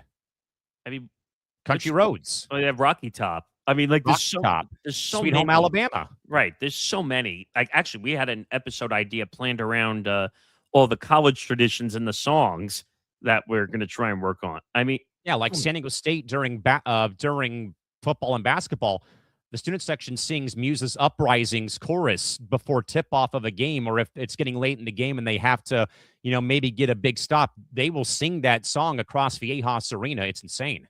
Right. So it's all traditions. Like, this makes total sense. And it was kind of cool. Like, the USA players would start conducting the crowd after they won the games. Like, those are moments you don't forget in that regard. But we'll see what happens on that front. Yeah, I think more importantly, though, too, before we get to the commercial break, Nick, I think that would also like injects life, though, for a song like this one, for example. Like in a way, like it's Nick, it's cool that we mentioned this too. Think back to when we talked to Ray Clay last Wednesday about how Cyrus by the Alan Parsons Project had new life to it because it was the walkout music for every group stage game of the World Cup until recently. But that song, as we said, though, lives on, though, between, the 90s Bulls and even now. Look at what, and of course, with these metrics here with John Denver and Country Roads, like, great job. No, it was. The branding was perfect and does not. I wouldn't change a damn thing. Let the teams control how they know their market, they know their core where everything is going on, and I wouldn't. Go ahead.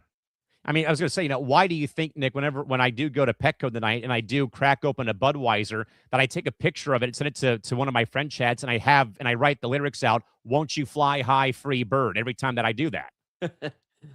Because of how catchy it has become over the last several months, and for that matter, the last year. That's a fair point. Sports moves fast, and we're here to keep you ahead of the chains. Join Nick DiMartino and Johnny Montalbano for Moving the Goalposts every Thursday at noon Eastern, 9 a.m. Pacific. We cover the full spectrum of the Big Four, from the gridiron and the diamond to the court and the ice, whether they're analyzing the NBA playoff bracket, discussing major coaching shakeups in the NHL, or recapping a legendary finish on the golf course. We bring you unique perspectives and a touch of humor. Don't just watch the games, understand the move that changes them. Only on the Empty the Bench Network. Make sure to subscribe to our YouTube channel, youtube.com/ETB Network, to find out more. And they will be back together tomorrow. We have some more NHL news, Nick, not involving the Anaheim Ducks and Leo Carlsson. But another offer sheet ordeal that has gone under the radar has been fulfilled. Per the Associated Press's Stephen Wino, the Utah Mammoth have matched the Devils' offer sheet for Baron Hayton, who has been signed for a $4.775 million deal for the upcoming season. So one offer sheet down, still one more lingering out there in pro hockey at this rate. Interesting. By the way, we have another update on the fever and the congressional people here. Oh, my God. It's now because a bunch of congressmen and women are getting involved in making statements. Oh, boy. This is almost in a way, real quick, like how a lot of them signed a bill about the CBA negotiations happening, too, over the last year. Yes. So this statement this is the fever statement on the letter members of Congress. Oh, boy. On the letter members of Congress sent Kathy Engelbert about the physicality in the league. Quote, "Our organization nor Caitlin have had any interaction with anyone in this congressional group, and we were unaware of their letter. We have been clear in our public comments and in our ongoing dialogue with the league about the priority of player safety. Our players and our fans know where we stand on these issues, and we will continue to stick up for our team and a standard of excellence across the league."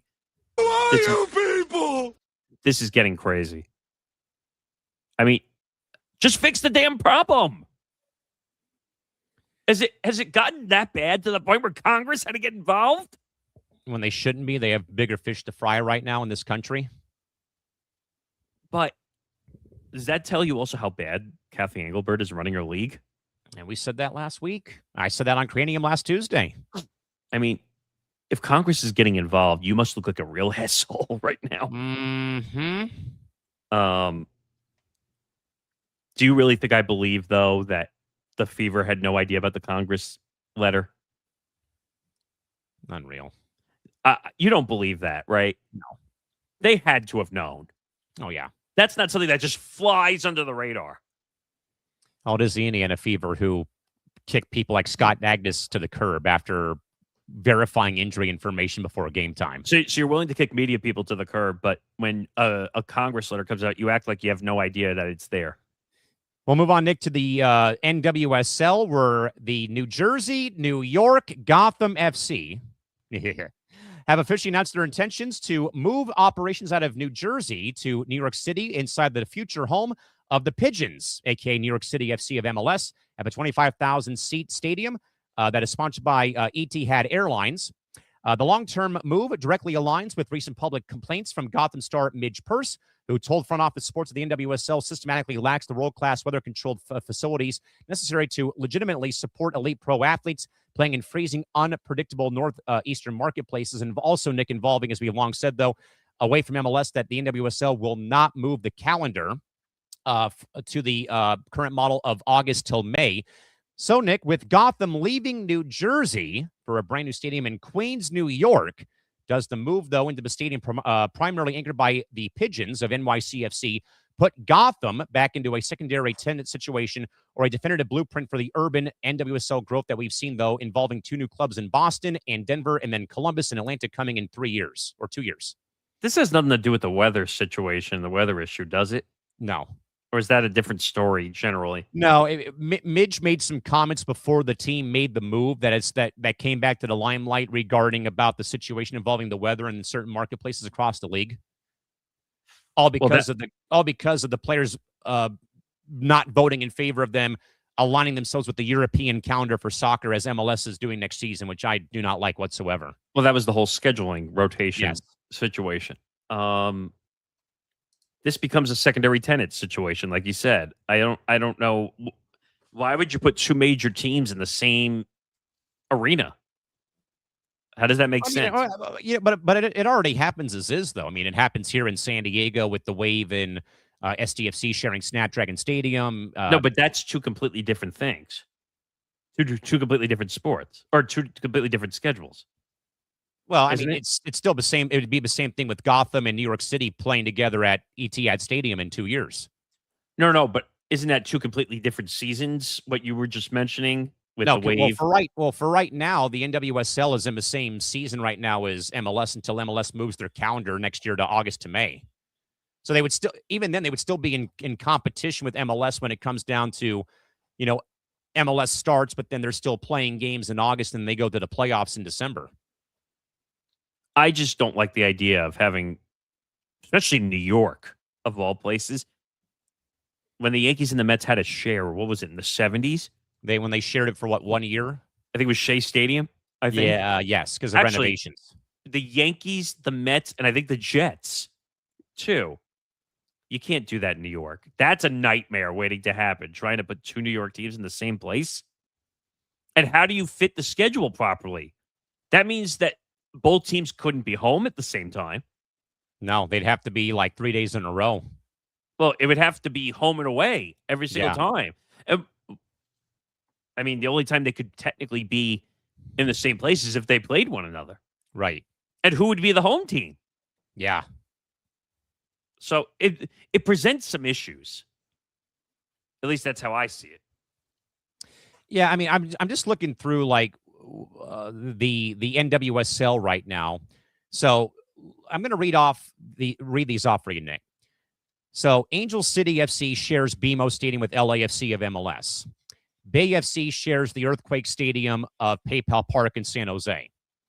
Boston Legacy right now shares Gillette with the Pats and the Revs. Chicago plays in Evanston. They're currently playing where Northwestern football's playing, right on the riverfront back there right now. Denver plays at a stadium in Centennial, so they're not actually in Denver. Gotham is currently at SI Stadium where the Red Bulls currently play in New Jersey. Houston shares their stadium with the Dynamo. The Current and KC have their own stadium in Missouri. Orlando shares their stadium with Orlando City. Portland shares their stadium with the Timbers. San Diego co-shared. Seattle co-shared. Utah co-shared. Washington also co-shared.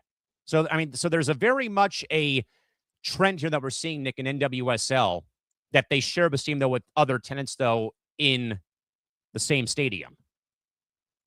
I just think you're going to run into an issue because that means you have 2 New York teams that can't even be home at the same time, which could be a potential revenue share builder.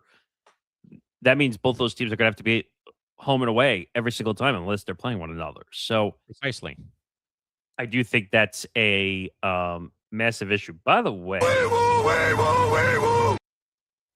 I just came across an interesting front office sports story. What do we got here? And the headline says Flyers owner remains in limbo amid Comcast spinoff. That's right.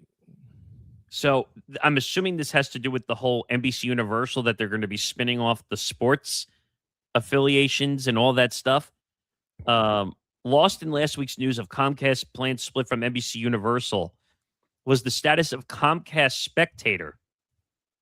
Or is that how you say it? Spectacor. That's how you say it. The corporation's sports and entertainment entity, the future position for the parent company of the NHL's Flyers and Xfinity Mobile Arena remains uncertain, even as it has aggressive to-do list and is remaking large swaths of Philadelphia sports.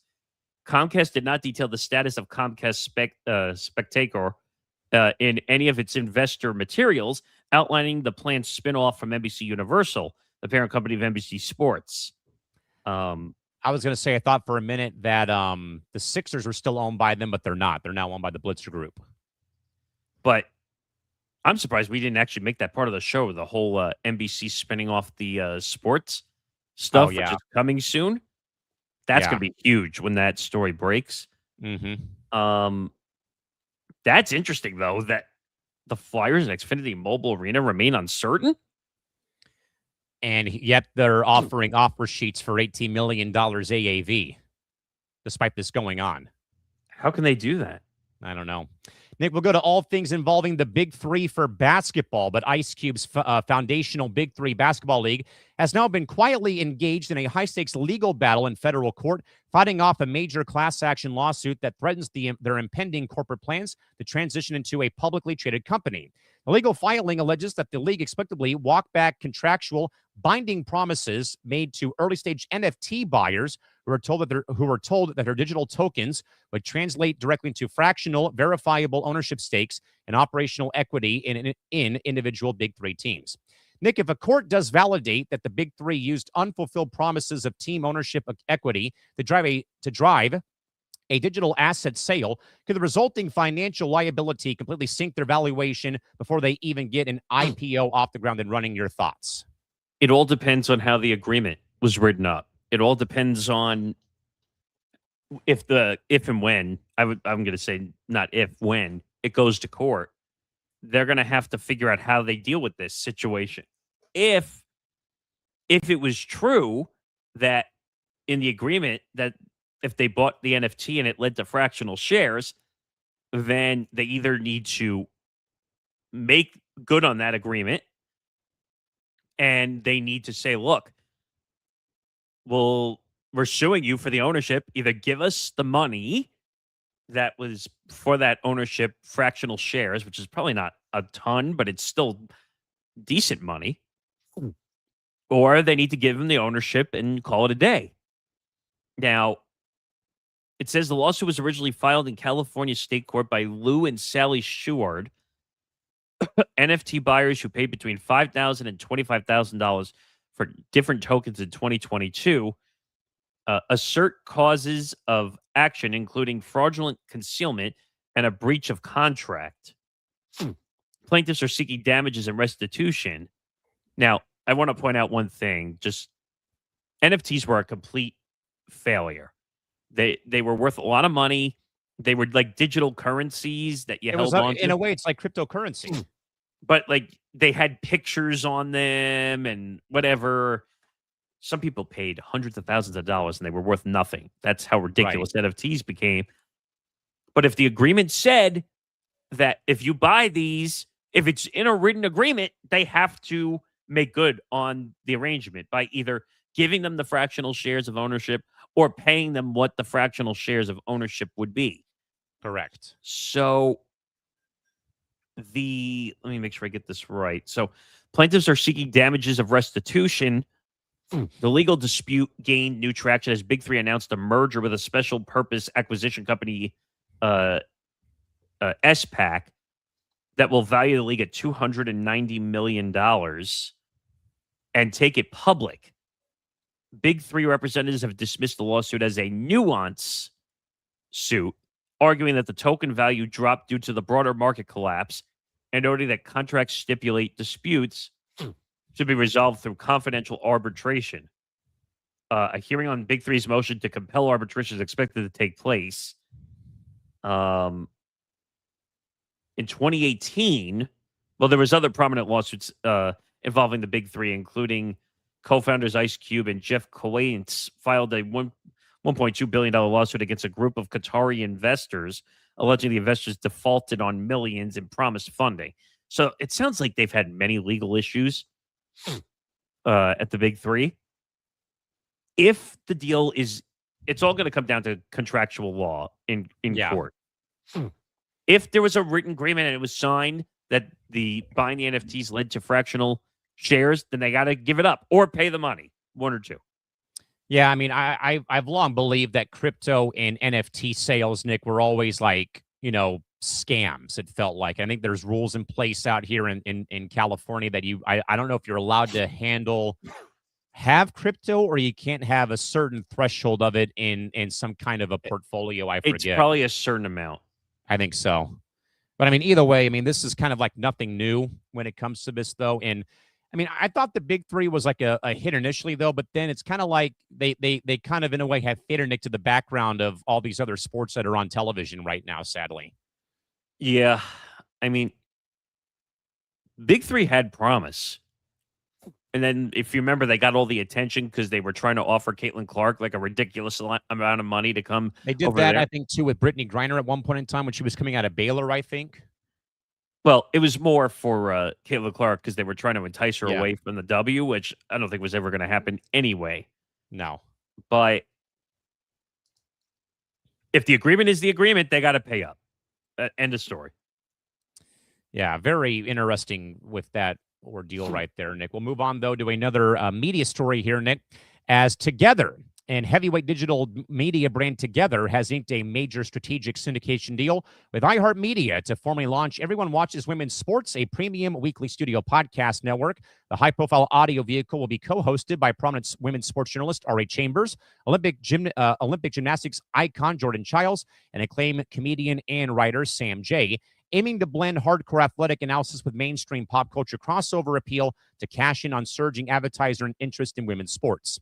Nick, by pairing Chambers alongside Childs and even Sam Jay, is Together building the exact kind of multi-demographic crossover talk format required to push women's sports media past its traditional niche audience and into the mainstream daily lifestyle rotation across platforms.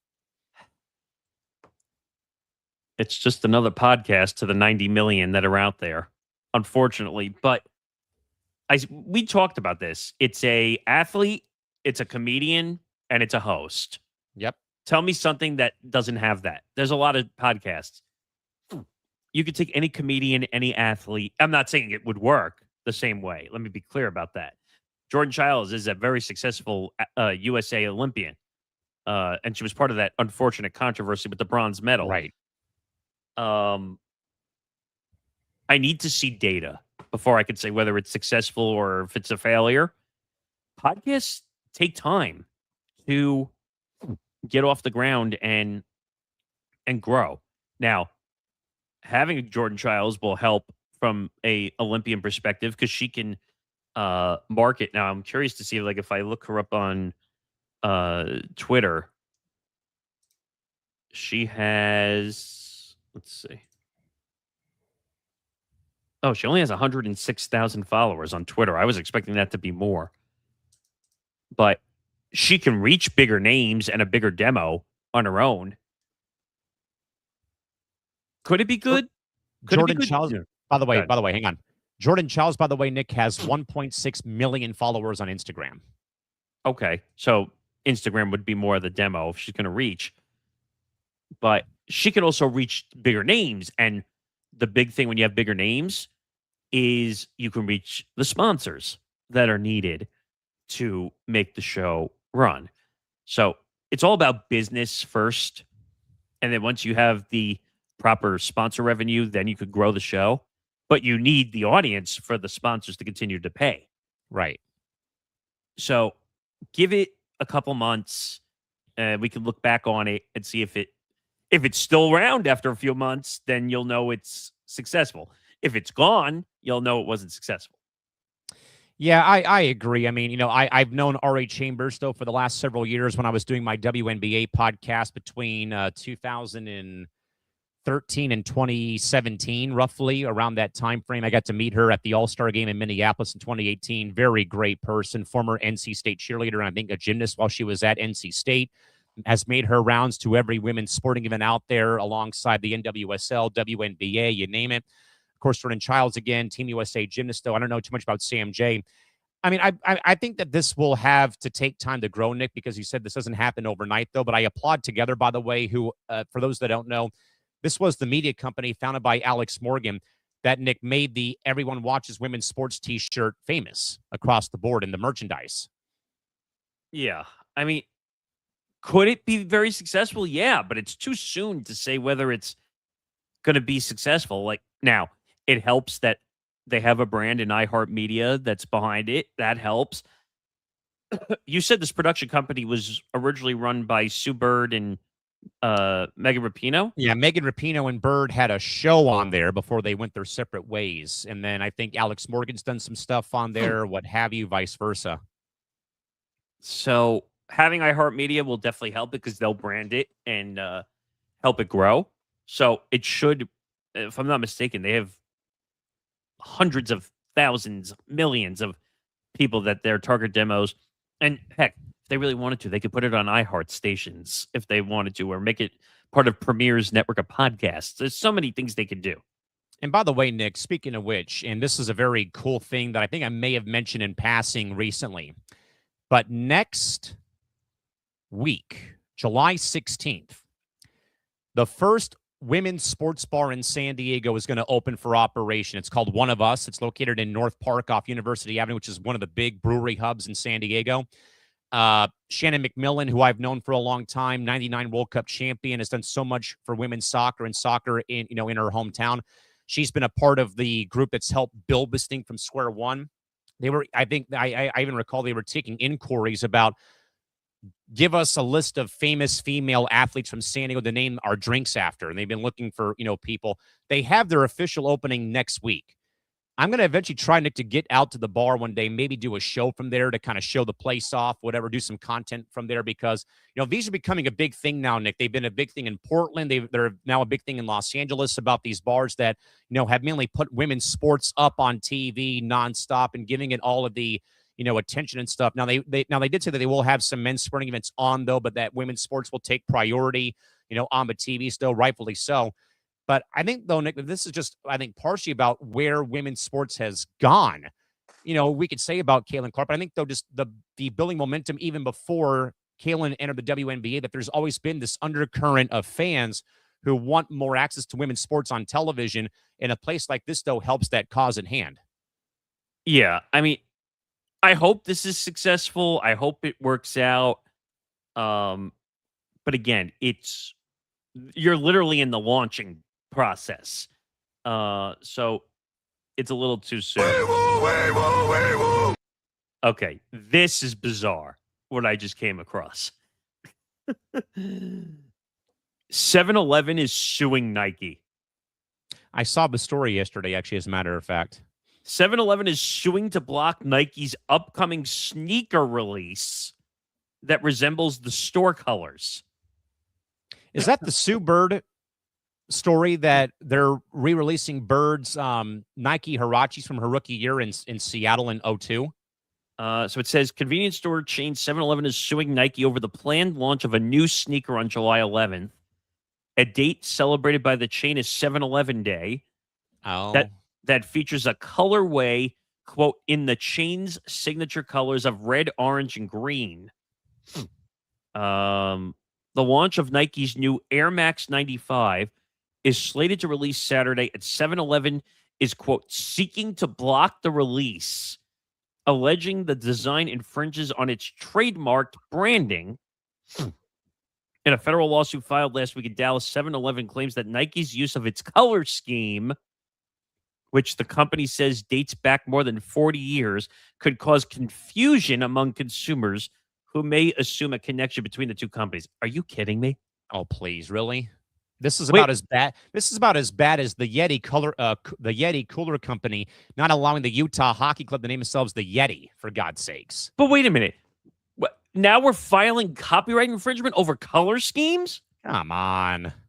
Wait a minute. So what was the color scheme again? Red, orange, green. So you're telling me I can't take my our ETB network logo and from the red and the blue and turn it red, orange, or green? You're telling me I'm going to get a copyright infringement lawsuit from 7-Eleven?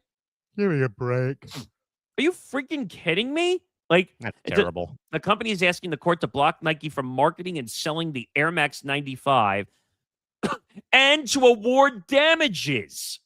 What? 7-Eleven made it clear in the lawsuit that it has no connection to Nike's latest sneaker and does not want consumers to believe otherwise. Yeah, because if I'm a Nike consumer, I'm definitely thinking about 7-Eleven. Right? Whose fault is that? Those two don't even go together. No, it's a damn convenience store and a shoe company. Well, And it whose says fault is that? 7-Eleven. They're asking the court to order the recall and destruction of the sneaker line and award Nike's profits from sales of the shoe to 7-Eleven and award damages and permanently block Nike from marketing or selling the footwear. All over a color scheme. Are you kidding me? Really? Exactly.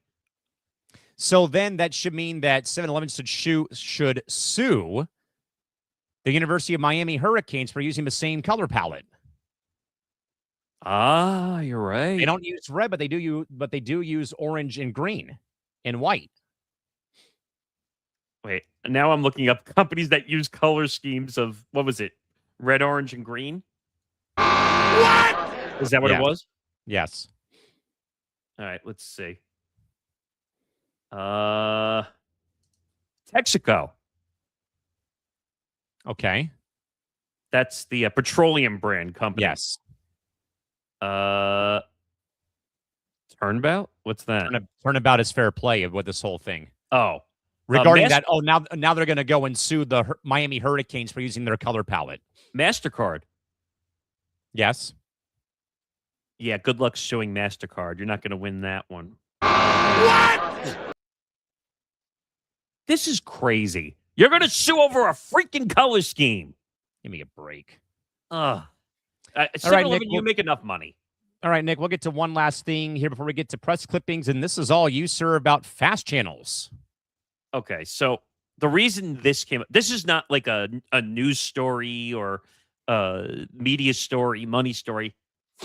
Why were we talking about it, though? I'm trying to remember. Because you brought it up on ETB Sports on Tuesday.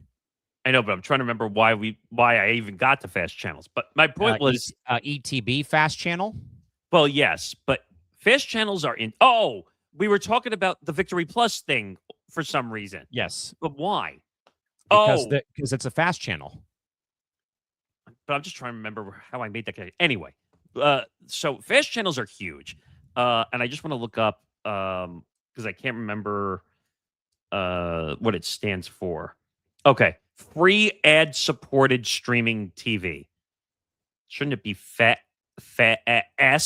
If that's what because there's two S's technically in there.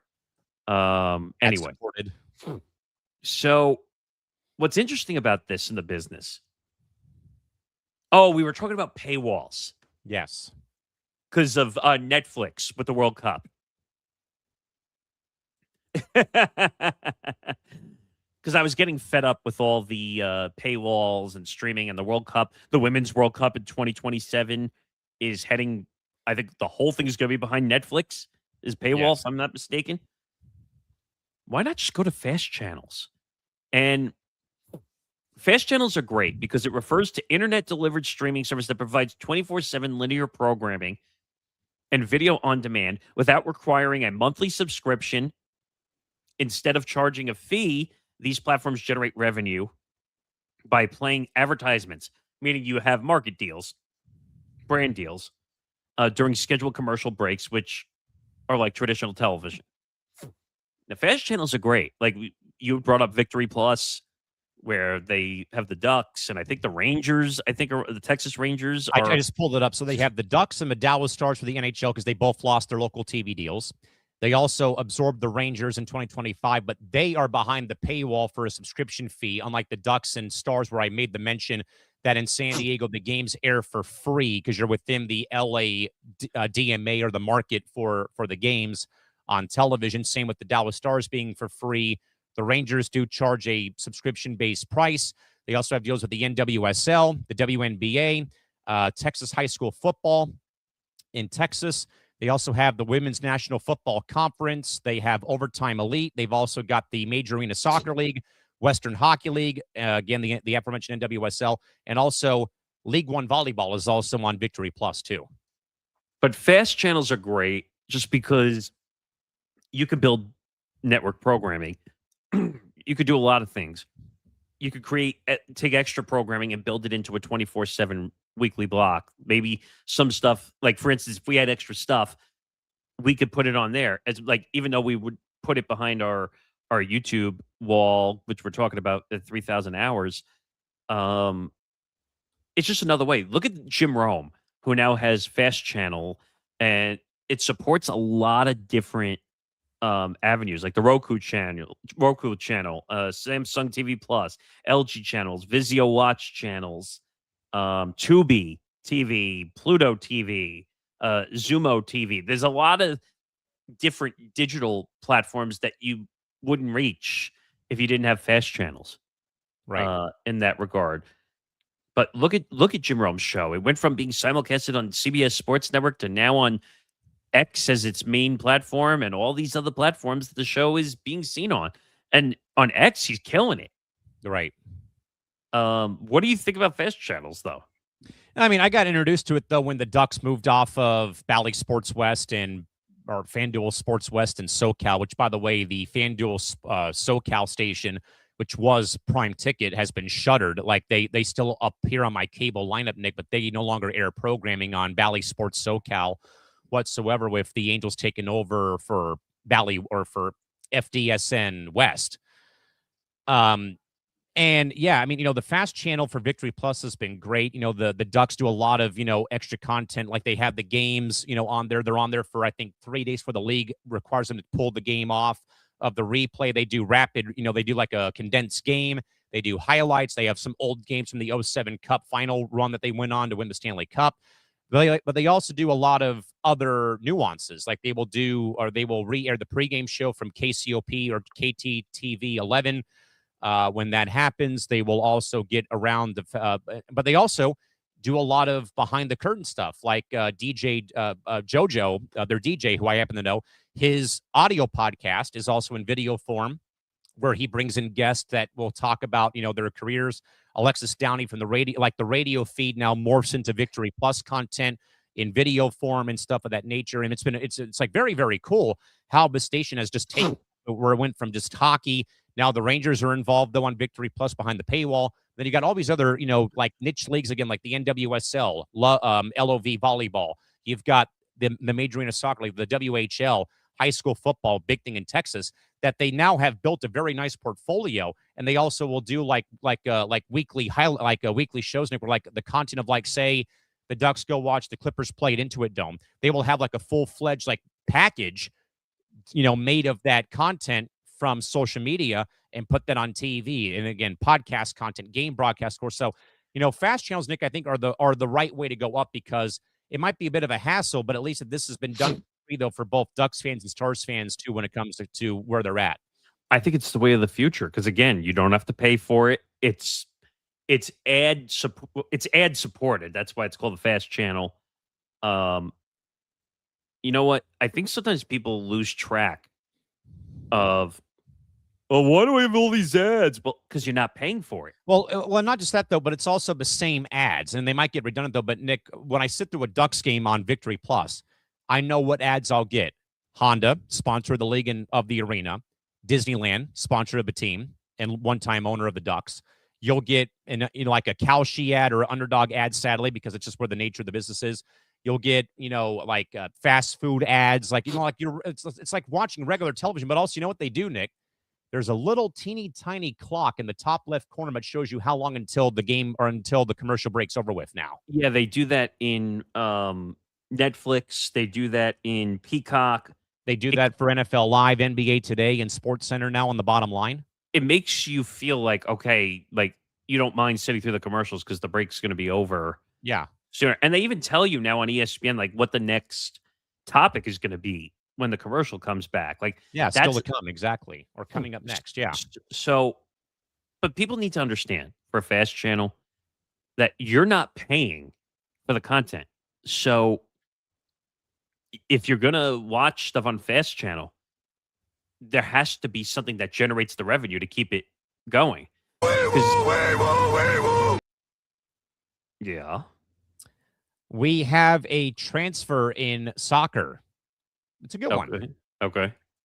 Per The Athletic, the New England Revolution are getting Team USA backup goalkeeper Matt Turner to join them for the remainder of the year on loan from Lyon of the French Soccer League. Wow. Okay. So the first kind of post-mortem move has been made post the USA's World Cup run. Matt Turner to the Revs. Interesting. By the way, like I was saying though, like if you're going to watch free content on fast channels, it's got to be ad supported. It's the only way that they're going to generate revenue. Exactly. And remember, that was the thing. That was kind of the thing, though, Nick. I told you when the playoffs were, throughout the course of the Duck season, they put a little Underdog Fantasy ad underneath the Victory Plus bug in the top right corner. So there's certain ways they could finagle on fast channels or streaming channels. Like sometimes they'll put the ad on the screen. Like you said, that's one way of avoiding commercials in that regard if they keep it up during the game. If you see it during baseball games on TV, sometimes on the mound. Yes. Now, most people don't know this. Those are digital. Every time you see it switch. Some teams do digital ads, but some teams like the Padres, they have stencils. They will actually paint it on the back of the mound. For the most part, it's done by TV. And TNA, of course, is on Pluto TV. Everything is basically on a fast channel at this point, or they have content associated with a fast channel. But people will do, like, putting it on the mound. You don't get distracted digitally when it's there. The NBA, they will like do a digital screenshot in the corner as the players are running back and forth on the court.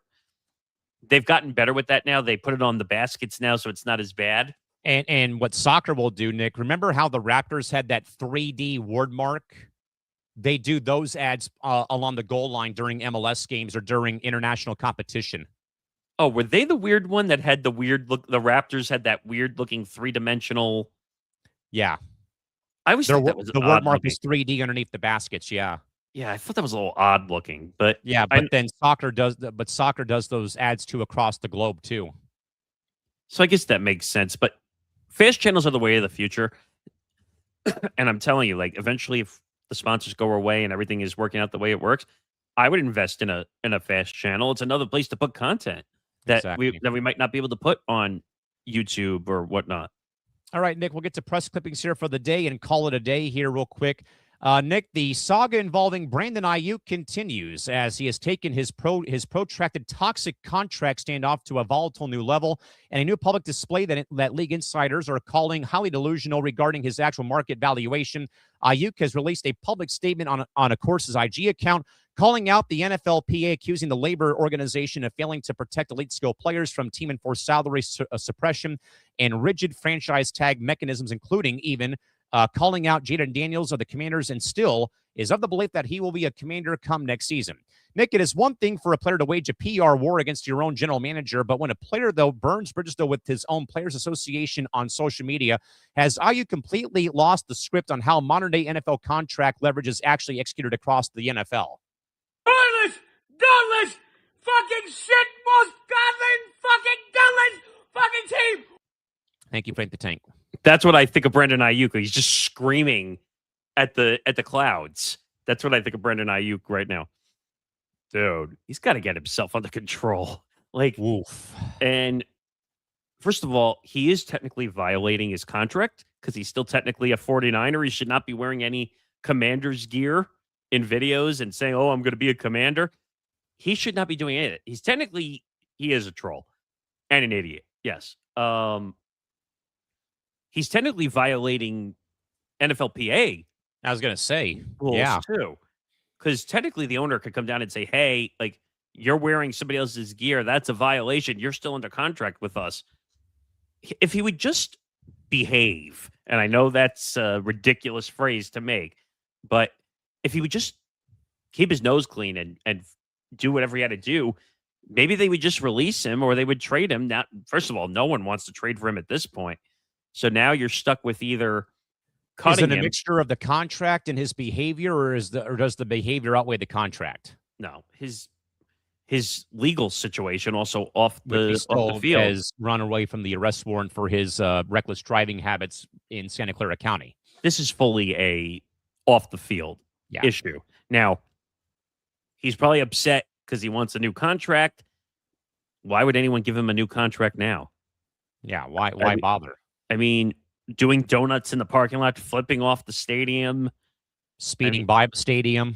The Instagram story, which I don't know if that's what you read or if we have that, I think. Which Jaden Daniels clapped back at him and said, "Enjoy retirement," with a peace sign.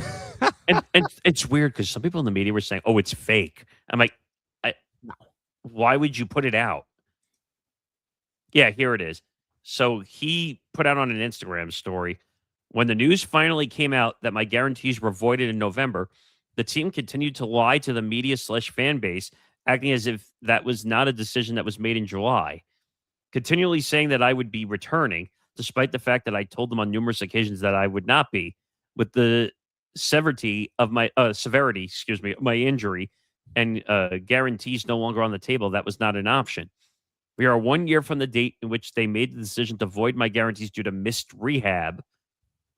Yet they have the footage and the gaps and the GPS information that shows I reached markers I never hit, even before injury, all before the required recovery time ordered by the surgeon." This guy's a head case. Big time. I mean, if I'm the Niners, I just let him go at this point. Yeah. No. So you're not going to gain anything from him anymore.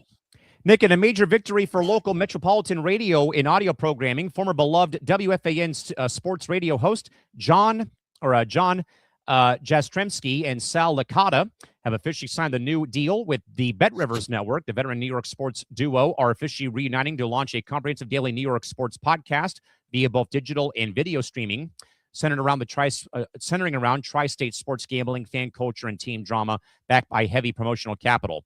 Nick, this marks yet another example of elite New York radio personalities shifting to a pure gambling network feed. Is the old school terrestrial sports radio tower in New York officially dead? Or can traditional stations survive when sports books are offering top talent massive independent paychecks like this? You know the answer to that one already. Radio is dead on arrival. Am I surprised by this? No. I told you last night that I'm sure it helped that Mike Francesa is at the Bet Rivers Network doing a podcast. Those two, Licata and Yastrzemski, both have relationships with Mike when they were all at WFAN. So this is not a surprise. I listened to part of the first episode yesterday, and I think it was what? Nick, we have a breaking news story that just came out about 18 minutes ago, but as a follow-up from yesterday. But very much stunning news out of the world of Team USA skiing today. Okay. TJ Lanning, who was best known for his downhill championships with Team USA, has died at the age of 41 years old with no cause of death released yet to the public. Really? Lanning was the world's top world junior in 2001, then joined Team USA in 2007 and earned 3 World Cup top 10 finishes. But after he had a devastating career-ending crash in 2009, he became a coach and helped mentor future U.S. skiers over the course of his career. Again, no details were released about his cause of death. and the exact date of his passing does remain unclear, though the announcement came out from Team USA on Tuesday, and it's just now coming to the limelight here on Wednesday. But we might remember, though, that at Lake Louise in 2009, that TJ crashed during a downhill race and sustained a fractured vertebrae in his neck and severe left knee injury, which forced him to retire from competition to become a full-time coach. So some sad news out of USA Skiing made it public within the last 20 minutes. You know what? Olympians deserve credit. I'll give them that much. I mean, you train all your life for that stuff, right? I mean, yeah, it's sad. Just to kind of finish up on this, I think the relationship with Mike Francesa probably helped them get to Bet Rivers Network. And the two of them, unfortunately, well, JJ was fired, but not fired. He took a better offer from the Ringer at the time to do a podcast called New York, New York. Right. Which he ended up getting laid off, I think, not too long ago. Because they were kind of pushing, what's the word I'm looking for? Scaling back. Now, Sal, we talked about BT and Sal, which was the midday show on WFAN. BT and Sal got screwed because of a certain moron coming back to WFAN. Let me think about it. Craig Carton. So unfortunately, their show got pushed out. The show's going to be 3 days a week, Monday, Wednesday, Friday. And they're talking about expansion if it does well. You know what? Let's see how it goes. I mean, from what I understand, Mike's show is doing well. So we'll have to wait and see. But certain gambling networks are taking chances and some are shutting it up. Nick, I changed the last press clipping from USA Soccer to something that I think is very, very cool. But the NHL's New York Islanders announced early on Wednesday morning that they are launching a pioneering fan-driven jersey design contest to design the new team's alternate jersey or third jersey beginning in the 27-28 season to mark the first ever time that an NHL franchise has had the fan base create a official team jersey rather than simply do the name the team contest. Beginning today through July 24th, fans can use a 5-step program to design the new team jersey, and it's a straightforward paint-by-number setup ensuring that all entries do fit the NHL's official jersey template code of conduct, while a notes section allows fans to explain unique details or custom ideas they like the team to consider. Fans will have until the end of the month to submit their designs. A team committee will review all submissions and select 5 finalists, which will then be put online for a public fan vote by early August. Winning design will become the official team third jersey, and its creator will receive a team-signed third jersey and tickets for a game to watch its on-ice debut.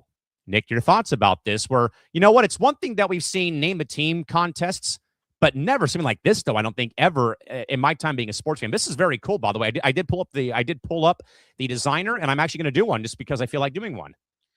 I mean, what were we talking about? Oh, when for Vegas, right? They were talking about getting a jersey design for the new NBA team. We had talked about that. And also that there's been talk of a team name coming to the limelight involving the Las Vegas Jacks, I think. Well, that was, I think I shared a story with Yes. you. Well, that was the name of the ownership group, I think. That included Colangelo, and I put the story in our Slack channel. Where was it? See if I can find it. Oh, we're making a jersey now? I guess we can. So they give you a bunch of designs and templates to use from the past Islander history. So you can use the current design of the stripes on the bottom. You've got a bit of a wavy one. You've got the Stadium Series one involving the stripe across the middle. So you know what? I'm going to go back to the Fisherman days and use the Rising Tide for mine. And then it's literally paint by number, so you can make it any color you want from the color palette. So it can be navy blue. You can do an orange one. You can do a white one. You can do, whatever you'd like. So we'll go orange for this one because they don't have an orange one in the color palette yet. Okay. And you get to choose all the accent colors. So there's one. You can go with a little bit of, like when they had the black when they were in playing at Barclays for a little bit, where the Nets play right now. Yep. And a little seafoam green maybe to add some sprinkle to it. I mean, I'm just kind of spitballing here on the fly, so don't mind that this is not going to be the actual look I'm going to go with here for this. And Oh, also, when you're colorblind, it doesn't help the cause either. But go on, Nick. What are we going to say? No, we just got to finish up the show because we're coming up here. So maybe you could put something together and then share it, or we could share it. Yeah, we'll do it later. But I think this is cool, though. It is cool. It's interesting. It's giving fans an opportunity to be, I don't know, be creative and I guess on the digital edge of stuff. They're making a bet on the fans. I like it, actually. I mean, it's very, I think, in a way, shows that the fan base, has a say with how things go with the franchise. And I think, Nick, I bring up the 30 for 30s all the time. If you haven't, go back, folks, and rewatch or watch the John Spano 30 for 30 about how the fan base hated the Fisherman logo 30 years ago. Now the fan base loves it 30 years later. You know what? That's a fair point. I can't deny it. So I guess we're getting a fan-made alternate jersey. I love it. But, folks, if you're looking for that plus money edge, then Connor Rowland and Nate Miller have you covered on Unnecessary Wagers every Friday at 5 p.m. Eastern, 2 p.m. Pacific time as they break down the tactical ripple effects of the week's biggest matchups from the underdog effect in the NBA postseason to the emerging powerhouses on the baseball diamond. They look past the box scores to find the hidden value. Gamble informed every Friday with Unnecessary Wagers only on the Empty the Bench Network. Of course, go subscribe to the YouTube channel today at youtube.com/ETB Network. Go and do it. And also, go beyond the highlights with a personality-driven look at the games you love. Join Zambando for Bando's Breakdowns. It's going to be every Thursday at 3 p.m. Eastern, noon Pacific, live. Zan dives deep into the tape, focusing on bracket-busting collegiate performances, individual brilliance on the court, and the trending news that everyone else is talking about.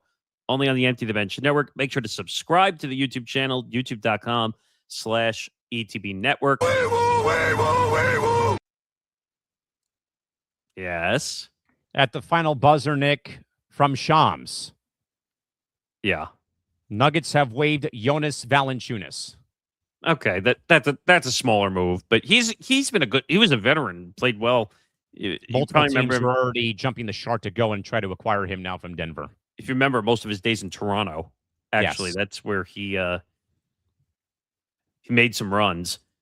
But I guess that's pretty much it for the show, right?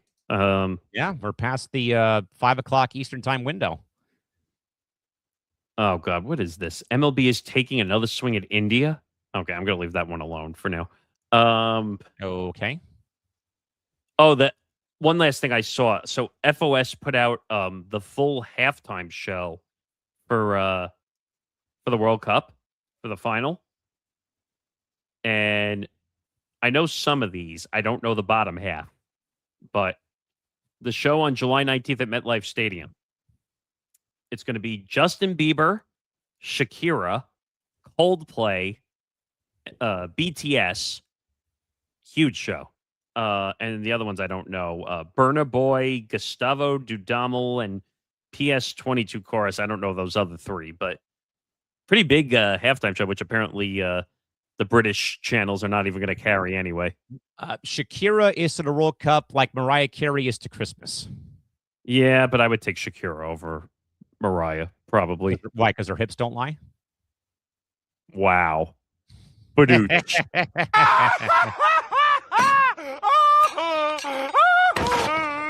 that, my friends, is how we end the show today. Yeah. Who would have thought the show would end on a hips don't lie joke? But that'll do it for the show. Make sure you follow us on social media at PressRowETB across all social media platforms, Twitter, Instagram, maybe TikTok in the sometime distant future. Follow the Empty the Bench Network at ETB Network, Twitter, Instagram, TikTok at ETB Network. Subscribe to our YouTube channel, youtube.com/ETB Network. 1,135 subscribers and counting. So please subscribe, like this video or this episode, hit the notification bell so that you get alerts of every show we are doing on this network, whether it's Press Row, whether it's Callan's Cranium, whether it's ETB Sports, whether it's Bando's Breakdowns, Fight IQ, Between the Ropes. I love that you put that up there. Like and subscribe. We should use that more often, I guess. I was going to yesterday and I forgot all about it. it's just a weird spot for it to be in on the left. But yeah, check out all our shows. Make sure you tune in for special Fight IQ Puncher's Chance coverage at 2 p.m. Eastern for UFC 329. Conor McGregor's hopeful return. So hopefully. So don't miss it. All shows are back. Don't miss ETB Lounge on Sunday night. I don't know who's doing the show yet. So Not that I know of yet either. we'll let you know. But don't miss it all. We will be back with you on the 15th, July 15th, 2 p.m. Eastern, 11 a.m. Pacific. Try to get some guests. We've been on a roll lately. But we are at the official halfway point of the year. Oh, we're halfway there. That's crazy, right? My goodness. Just think about it. We're going to have to start preparing for the best ofs at the end of the year soon. Goodness gracious. What? As Tom would say, don't wish the year away, please. And I got to go back to work. I'm like, Tom doesn't want to be around children again for a while. Well, and he works very hard, by the way. Has nothing to do with that. But that'll do it for the show. He's Callan McClurg. I'm Nick Morgasen. Back again for another 3-hour extravaganza next week. But until then, have a good week, everybody. We will see you next time.